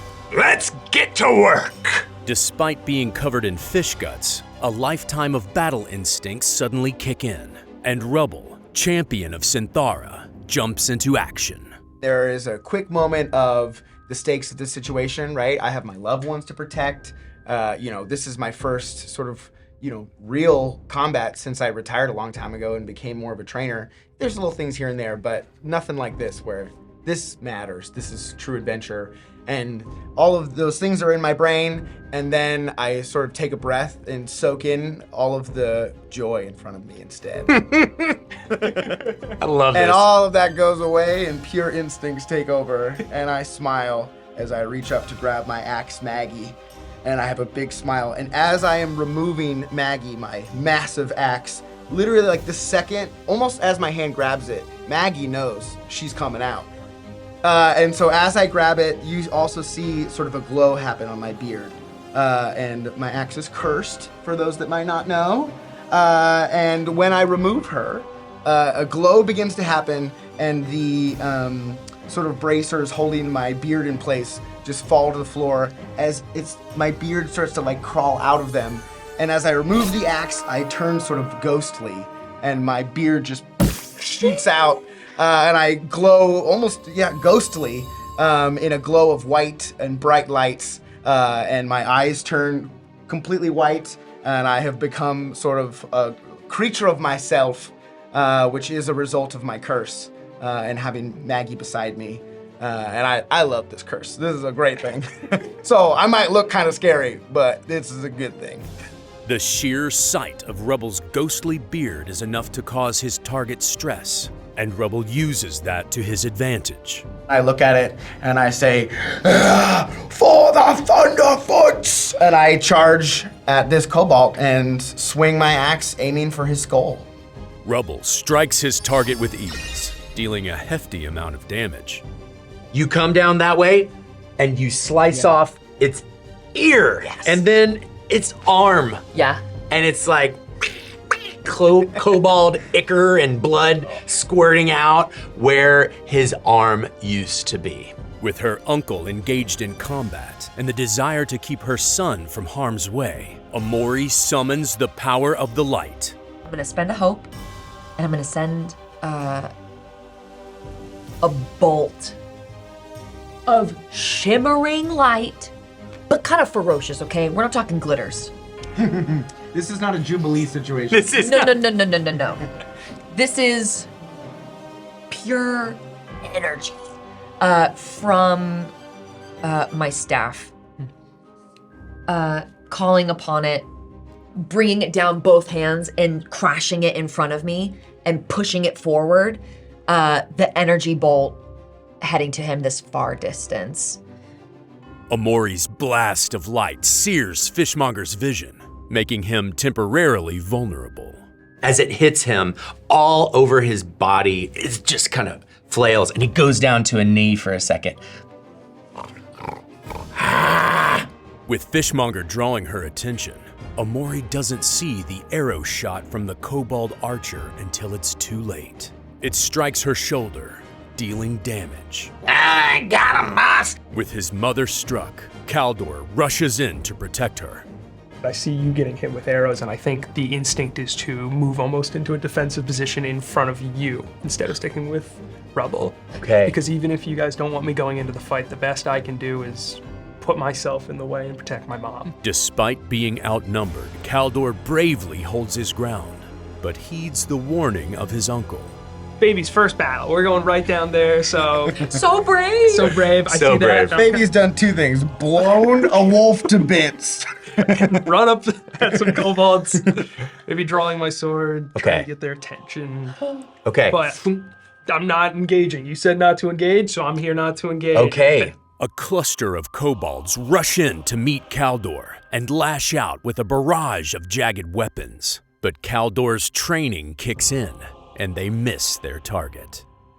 They are so excited. They get up to, it's almost like a three-ring circus. Yeah. Jumping off of each other, Yeah. and they are trying to stab at you, but you very Dodge easily away, are, block one with the sword. are Yeah. avoiding it all. Driven to a near euphoric state of battle bloodlust, Rubble moves to put an end to his opponent. I'm gonna first swing my axe at a side and try to plunge it into this goblin's right It's a kobold. cobalt. What did I say? Goblin? You said goblin. I get it. It's a bad guy. Cobalt's Kobold. side here, because I'm also gonna head in the Dare direction. you call me a goblin? You stinking goblin! Feeling quite unstoppable, Rubble brings the full weight of Maggie down upon his opponent. Here we go. Whoa! Crit with double 12s. What? Oh my 24, goodness. 26, double 12 Can verify. Crit. That is Double. crazy. Okay, Hope. that's fantastic. The result is beautifully bloody to his ghostly eyes, as half of his opponent goes flying through the air. And as I say, take this goblin, the kobold is like, what? Goblin? And as it is processing, its final thoughts is, why would you say I'm a goblin? And then just, I cleave into its stomach, and instead of chopping it in half, I want to cleave in and like grab its body. It's dying instantly. And as I swing my axe back, it flings off the side. Okay, so as you do that, you cut it in half, and the top part with a weapon goes over and hits that guy. Yeah, it does. With the defeat of his opponent, Rubble turns to see his young charge outnumbered. And I would like to finish my turn by moving next to Cal. Emboldened by his uncle's presence, Caldor finally engages the enemy. Seeing you come in, I steady my blade, and I just chop at the goblin, kind of going for the arm, maybe do some damage. Not goblin, goblin. I'm also like, yeah, take this, goblin. And I slash at its arm. With a precise swipe, 2 kobolds fall to Caldor's hand. Just keep going. Yes. Yeah. And you come back, and the one left like, Amongst the chaos, Fishmonger clears his vision from Amori's attack, shedding his vulnerability and scanning the field for his next move. Oh my god. Looking to tip the scales, Fishmonger calls down an additional kobold fighter from the hovering ship above. another kobold fighter comes down a rope. Concerned for her son's safety, Amori steps forward. I'm keeping my eyes kind of on him. All this is happening. I'm swelling with pride and fear. I move my way quickly through, and I'm almost in my peripheral vision gonna spin my staff and smack him to the side. The kobold dies at Amori's feet, with the full weight of a well-crafted Brightmount staff coming down upon his head. Nice! Nice. Unleashed by the fact that Amori has Caldor well in hand, Rubble charges to meet the newly added combatant. Here we go. Oh, no, it is fear. No, I crit again! Again, right? Wow! 2 9s. That's amazing. Crit. Rubble swings Maggie with jovial ease. So I'm going for this uppercut swing. Yes. And Maggie is, just wild. The curse is taking a mind of its own, and I think I am just like letting go in this moment. And now I'm getting back into the swing of I'm coming out of retirement. I just crit twice in a row. And it just when you lock in, right? What's that term when you're in that like moment of focus? State of flow. Flow. I'm in You're a flow state. I'm in my flow state as I just serenely let my axe start from the tips of its toes and cleave straight through its leg and its knee and up through its pelvis and through its abdomen and through its chest and through its neck and its head as I cleave serenely this kobold in half. Rubble sends another bloody half a kobold crashing into the enemy archer, preventing him from choosing a target. And he's like, what is going on over there? Outraged by the turn of events, Fishmonger jumps down to line up a clean shot at Rubble.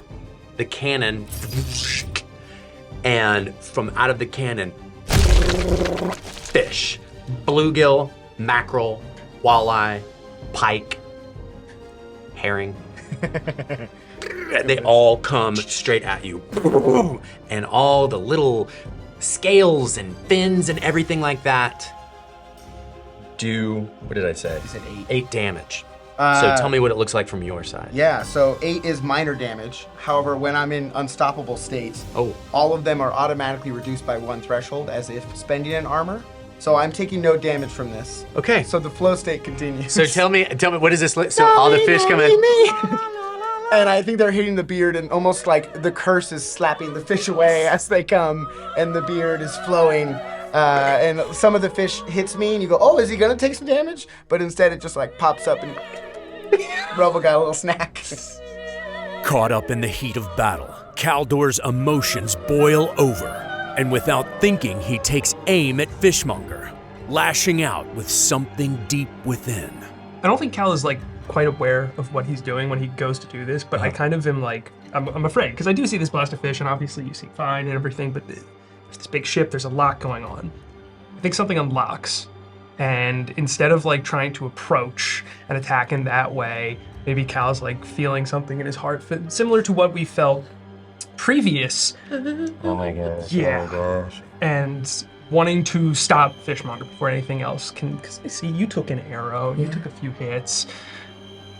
Cal's gonna put his hand out and not really sure what he's doing or how he's doing it. I'm gonna focus in unleashing a blast of the channel all power. It might be foolish. I have cold chills, oh my god. I'm trying to shut this guy down. A chaotic blast of the all-power bursts forth from Caldor's outstretched hand, streaking across the battlefield. He misses his target, but catches the attention of all. Fishmonger sees it happen and looks at you. Kind of cower back behind my companions.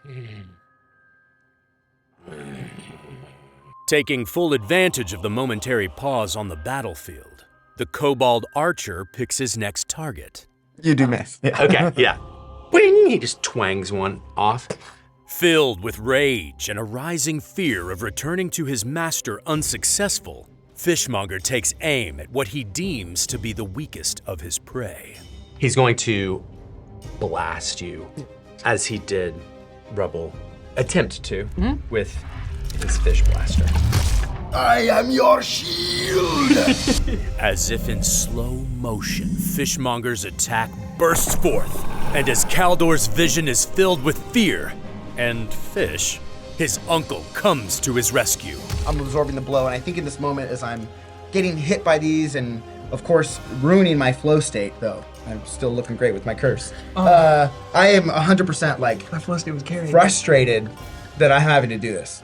And not that I want to protect him, and there's no thought that I would, but I told him. And he just used the all power too. Not only. So I'm angry. The emotional blow is just as bad as the damage I took.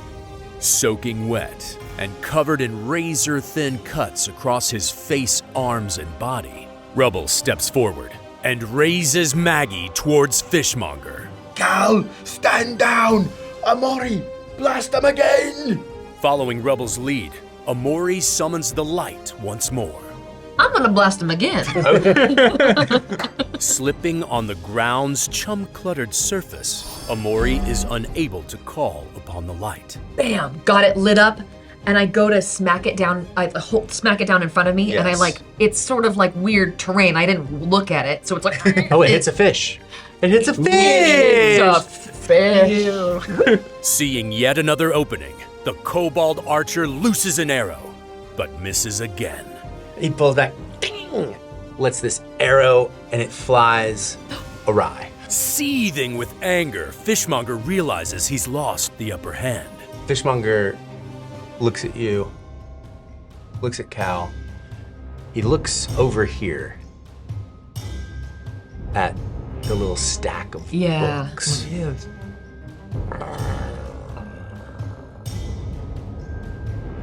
I am going to spend a stress of his, and he is going to, his cannon just turns around and points downward.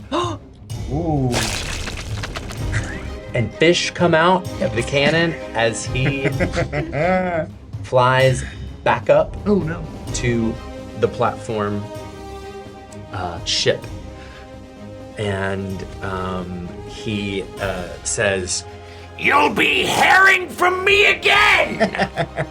With his master abandoning the fight, the kobold archer runs to grab the last rope before the airship leaves him behind. Our wonderful kobold archer, who got hit 2 times with friendly fire, manages to, as he's running, he jumps off of this and grabs one of the ropes that are hanging down from the thing and gets back up. And they go away, and they're going away. Oh, the most scared, cowardly goblins I've ever met! Oh my gosh, okay. And now, the immediate threat is gone. Well done! Yay! First combat! No notes. Okay, no notes. So, as soon as that happens, you hear, "That was incredible. That's amazing. Where'd you learn to do things like that? And you Where did you learn to do that? Go ahead. You can tell he's looking at it because the Bookshelf, inkwells. Yeah. Yeah. He's come down to right there. And he's Oh, looking at okay. you. You guys turn to look at him? Yeah, I do. Yeah. Okay. Again, I think I'm going to try to move sort of in front of Cal. Although this time it's a little bit of I'm going to shoot him a look as I'm doing this, which is like, we'll talk about it later, but I saw you try to do that thing. You're trying to pull that thing you trying to pull that thing? So you're doing all that in that one look only a mother could do. You are successful. Thank you. Yeah. Crit, double. Oh, yeah, it's the mom eye. Stress. Yeah. Give him the mom eye. I'm actually going to take a moment to myself to sheath Maggie my axe. Okay. And in doing so, the glow, the ghostliness of this curse is just completely gone. And as I've done this a million times, The bracers. rebraid. Oh, you rebraid. Okay. I rebraid. So I pick them up and I rebraid them. I got some extras in my pockets just in case. But I rebraid them so Rubble's well. bracers Rubble knows. on Etsy. Okay. Yes. Wonderful. This is not, a 12-year-old who is braiding for the first time. Rubble knows Okay. how to use that hair. Yeah. Mane and tail. Okay. So you guys turn and he says, Thank you. You've probably saved my life. Why are you here? Did you come to see Zazamar? and he like looks over and he's like right beside him. Oh. Am I able to tell or is there a way for me to tell without asking yet, if this is, in fact, a creature? Like this bookcase is a bookcase creature, or if this is something like some type of magic or some type of like spell or something. You know what I mean? Give me an instinct roll. Yep. Oh, gosh darn it. Is that for? That's fear. Oh, that doesn't matter on the. Oh, thank you. Okay. What's the total 19. math? It is 19 plus 1. Wow. 20. Okay. So you are aware that there's things in the light that you sense Okay. that let you know that this is different, that something of the all power Okay. kind of emanates from it. Okay. You can't see it and it's not, but it definitely has something to Okay. do with that. You're not entirely sure, but it is not, Gotcha. yes. Thank you. Welcome. Great roll. Why did you come? Why are you here? I am Amori Benastar, Oracle of Brightmount, and I have come here with this band of champions seeking a wizard. Well, I guess you're a little late for that, aren't you?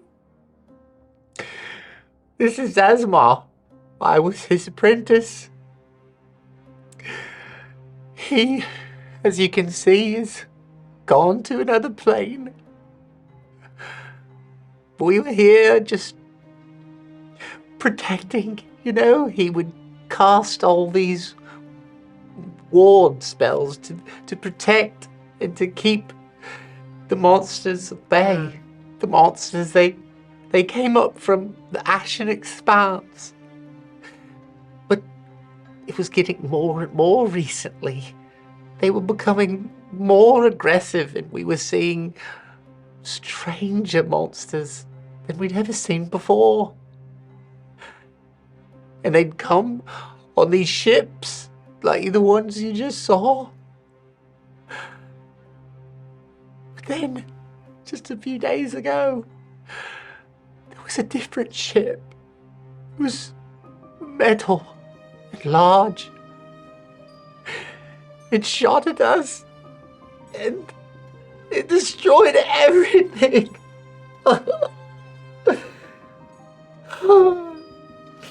What's to become of Stax without his Zazamar? This is the most pitiful bookcase I've ever seen. Great. Also- great name for a book. Stacks is really good. I'm sorry to hear about your companion. He wasn't thinking about it, but then immediately Rendor comes to Rubble's mind as well. Wow. Quickly is surprised by that and moves on. Is this destruction of this tower? Is it from the all power? Is it from the creatures who attacked?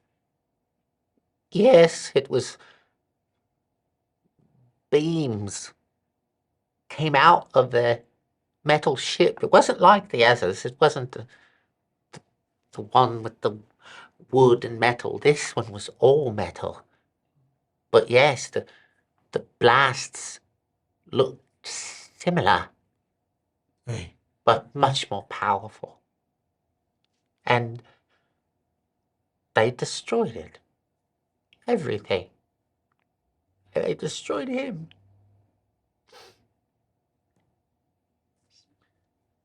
I thought for a moment this destruction could have come from... Is it Azamar or Sazamar? Zazamar. Zazamar. Zazamar. I thought this destruction might come from Zazamar himself, but it seems no. He was attacked and killed. Destruction. Zazamar. Oh no, Zazamar was good. He was strong, sometimes dangerous, but at his core, he was good. So he was a light wielder. No, he wasn't a light wielder. He had the all power as well. Just like the monsters from the Ashen Expanse, but he used the all power for good. He tried. And he looks straight at you. Yeah. Stacks, how did he do that? We came seeking his help. We need to... You saw.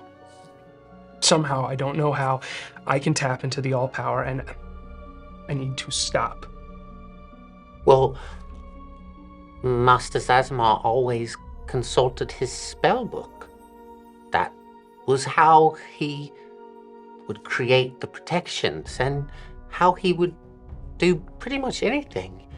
The spell book here has been destroyed, unfortunately.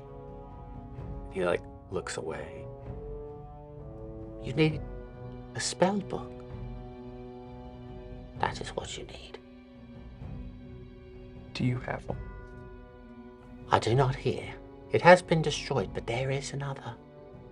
In the dwarven vaults of Duborum. There's a friend of Master's, Cobblestop Baldervoort.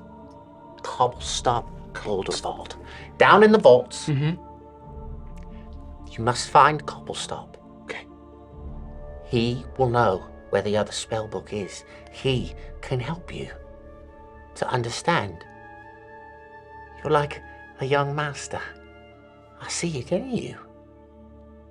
What? I do, I see it in you. Slow down here.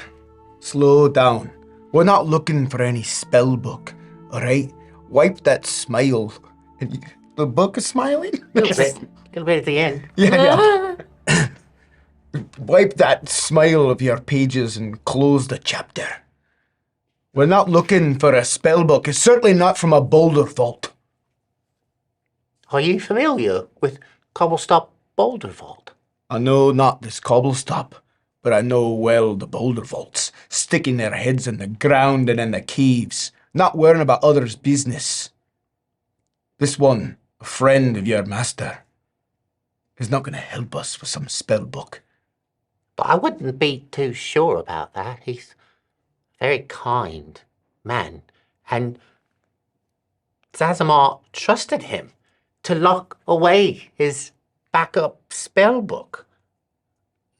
He trusted him, and if he trusts him, if I were you, I would trust him. It's right down this path.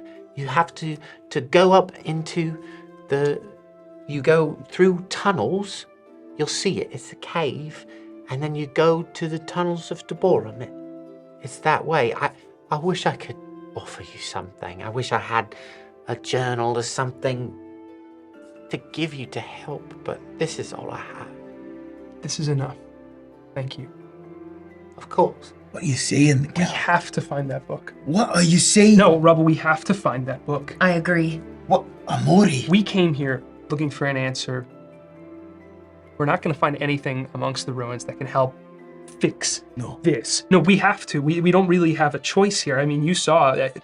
I was just trying to protect you, and you saw what I just did. I saw what you just did. You reached out your hand on purpose. It wasn't on purpose. I was just trying to protect. And you must do it again. The tunnel is a secret one, and you'll only find it if you use your power. Even just a little bit will illuminate the path down into Boron. What's happening here is both of you are looking for answers about the old power. You haven't even asked Stacks of whether or not there's a way to get rid of it, or a way to suppress it. Instead, you just went to the next step. Where's the book? You're getting lured into it. And if I'm not mistaken, perhaps the old power could even have potentially influenced you in some way. We don't know what this thing is capable, except for vileness. Look around you. Look around this space. Look what it's done. It killed Zazamar. It is wielded by the creatures of the Ashen Expanse. But, I'm sorry, but it was also wielded by Zazamar for beauty and good things, protection and love. But I understand there's another side of it too, that is, as you say, vile. But not all of the all-power is like that. You should know. That's the truth. Rubble, I'm starting to think Stacks kind of walks away and starts like moving bits of debris and cleaning things up a little bit. I'm starting to think we can't shut this off. You haven't asked a question. Fine. I'm gonna go over to Stacks. Is there any way that is there anything, any trick, any way you know of to get rid of this power? Could I give it to you, let it all out, anything? Get rid of it? Yes, get rid of it. Because it's a gift, lad. It's a gift. Zazmar created me with it. I wouldn't have life if it weren't for it. And I only saw Zazmar doing beautiful, protective, kind things with it. Yes, others do other things, but you'll learn. Go to Duborum, find the book, find Cobblestop, harness your energy. And you could be a force for good in this world, a true champion of Synthara.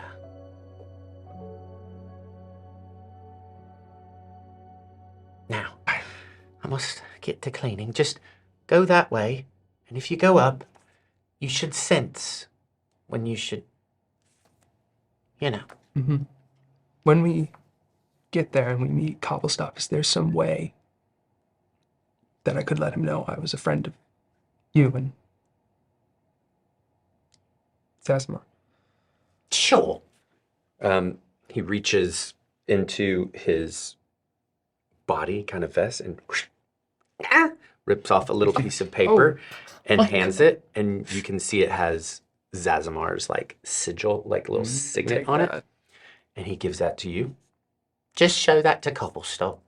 Tell him Stacks sent you. He'll help you. Thank you. I see great things in you. I do. Good luck. Thank you.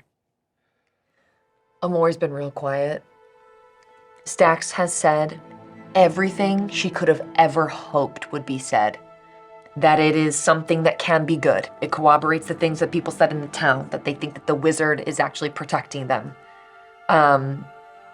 Which also, if that's true, this is the only wizard that Amori has ever heard of that is that way. But it's that little nugget of hope. I think also the fact that he used the all power to create life, I think, to me, seems intrinsically then tied with the light, right? That it's supposed to be a creative, connective, pure power. And if the all power, which previously is only destruction and corruption, that it created. So I don't know. I think she got real quiet over here. And also at the same time, look at Cal asking questions and saying, putting his foot down and saying like, no, we're gonna do this thing. So I think, yeah, she's been a little quiet, thinking through all of these things and considering what her experience is with the all power and what that could mean if this is in fact something that can be controlled or can be good. Or so she's kind of, maybe for the first time in a very, very, very long time, feeling a little lost, but maybe it's not a bad thing.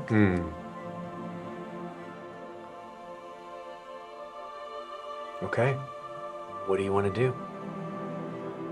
Seems like something's cooking over there. Try write this down so I have all the pieces of information. I'm gonna come back to you with this sigil. Maybe just,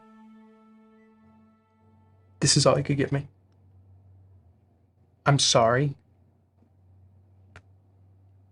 I know that what you've seen of the all power, I know it's terrifying, and I know me wielding it is terrifying, but this is the only thing that's given me hope since we left. I need you to trust this because I trust this. Look, I didn't think that we were going to come here and solve all our problems right away. I'm not saying that I won't go to do Borum. But the two of you so quickly got wrapped up in the next step, the next information about what to learn. This is dangerous. Cal and Amori. It kills. It kills those we care about most. And I am not going to walk and travel to do Borum, thinking that this is over. We will go with hesitancy and caution. We're there to learn more about what it means to wield this, not to find a spell book and explore this power. Of course. Cal, let me talk to your mother for a minute. Okay. I think Cal is going to go back over to Stax, who may be poking around the rubble, see if I can help in some way. Maybe he's looking for something. Give myself something to do to stay busy while they have this conversation. Can we head to like the little cliffside here? Look out at the beauty of Synthara? I mean, I think we're done, but I just can't help I know, you gotta touch just it. I love can't them. help They're myself. So cute. They're amazing. Okay. Shout out to Felix who painted him.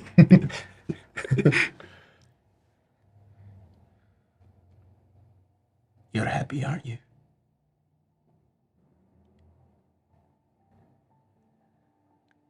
Rubble, how could I not be? You saw Cal hold his own in battle. And you heard what he said. This is good. It does not have to be destructive. There is hope.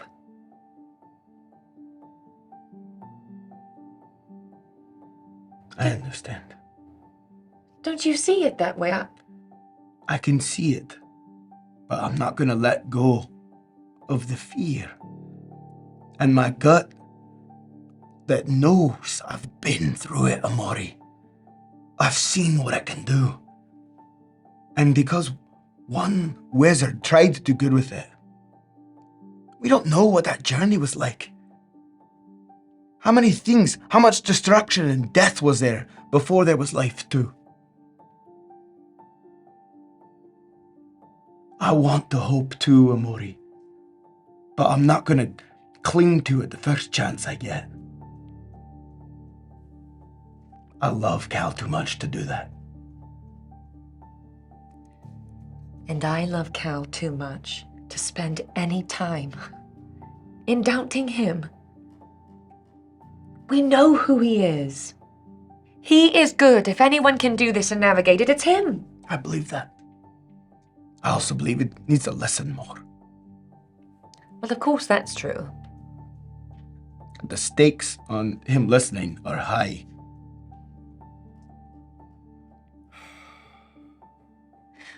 Well, while we're on the road, I suppose he could use some more training. He might listen more after that. Okay. I'll loosen a bit. He can train.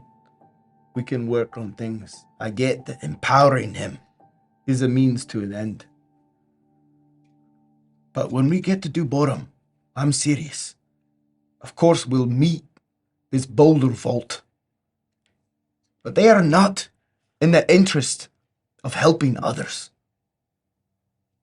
Promise me we'll go with caution too. Hope, yes, but fear. Of course we will be careful. But we cannot be so careful and so precious that he doesn't get the chance to learn and make his own decisions. Aye. Is that not what makes him a Benastar? Carving his own path.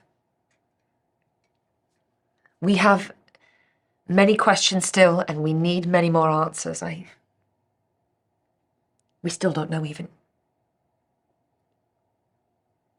how this happened or why.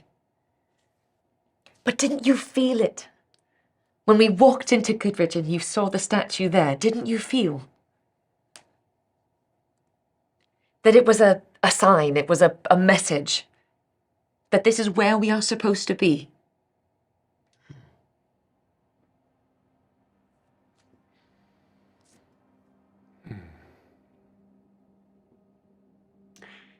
And with those questions, with curiosity and hope, you begin to walk. And you get certain ways, and the ridge starts to open up a little bit. Cal, you can tell, and it's a little unnervingly natural. You put your hand up. A door appears, leads down. There are torches along. You understand that this is the path, the tunnel entry to Deborum. And you all take a moment to recognize this, the weight of what you're doing. But you are hopeful, and you are curious, and it is exciting, as cautiously as you have to be. Yay. And with that, we'll end our episode. Ooh! Oh my god, it was so good at the end. Oh, dude, yeah. I love Did we- playing with these. By Did the we way. did we bring the horses? Oh, John had the the horses. same Yes, thought. Oh, you okay. brought the horses. Okay. Or we You let- went and got the horses. Yeah. and they're coming. Yeah. That's the important question. Yeah, well, Or thank they you. can No, go 'cause, back. like, that I makes don't it- think I don't know about them going into the tunnels. Yeah, that's what I was gonna say Deborum. too. Like Stax is looking after them. Stax is Stax gonna is look looking after. after Gonna look after them. Stax Yeah. can handle a whole. I love that you named them and then it's like, where? Oh, I'll never forget my horse. Marigold. Yeah, Marigold. Yes. nailed it. And champion, of course. Champion. Champion and Thank you Bertram. so much. Definitely after me. Definitely. Oh, remember when you crit twice? Yeah, what the heck, dude? What in a row? In a row. And they were high crits too. Yeah. Double 12 crits, Grade double 12 9 is crits. insane for Yeah. like the crit. Oh, yes. So, GM, we have a question for you. Since we Yes. since we went through such an amazing battle, Do we level up? Yeah, do we level up? I feel like I leveled up like in here. I feel like- like in here. I feel like we leveled up. We'll talk about that. But I feel that was so much fun. Thank you for joining us. Join us next time here on Rigamaroll.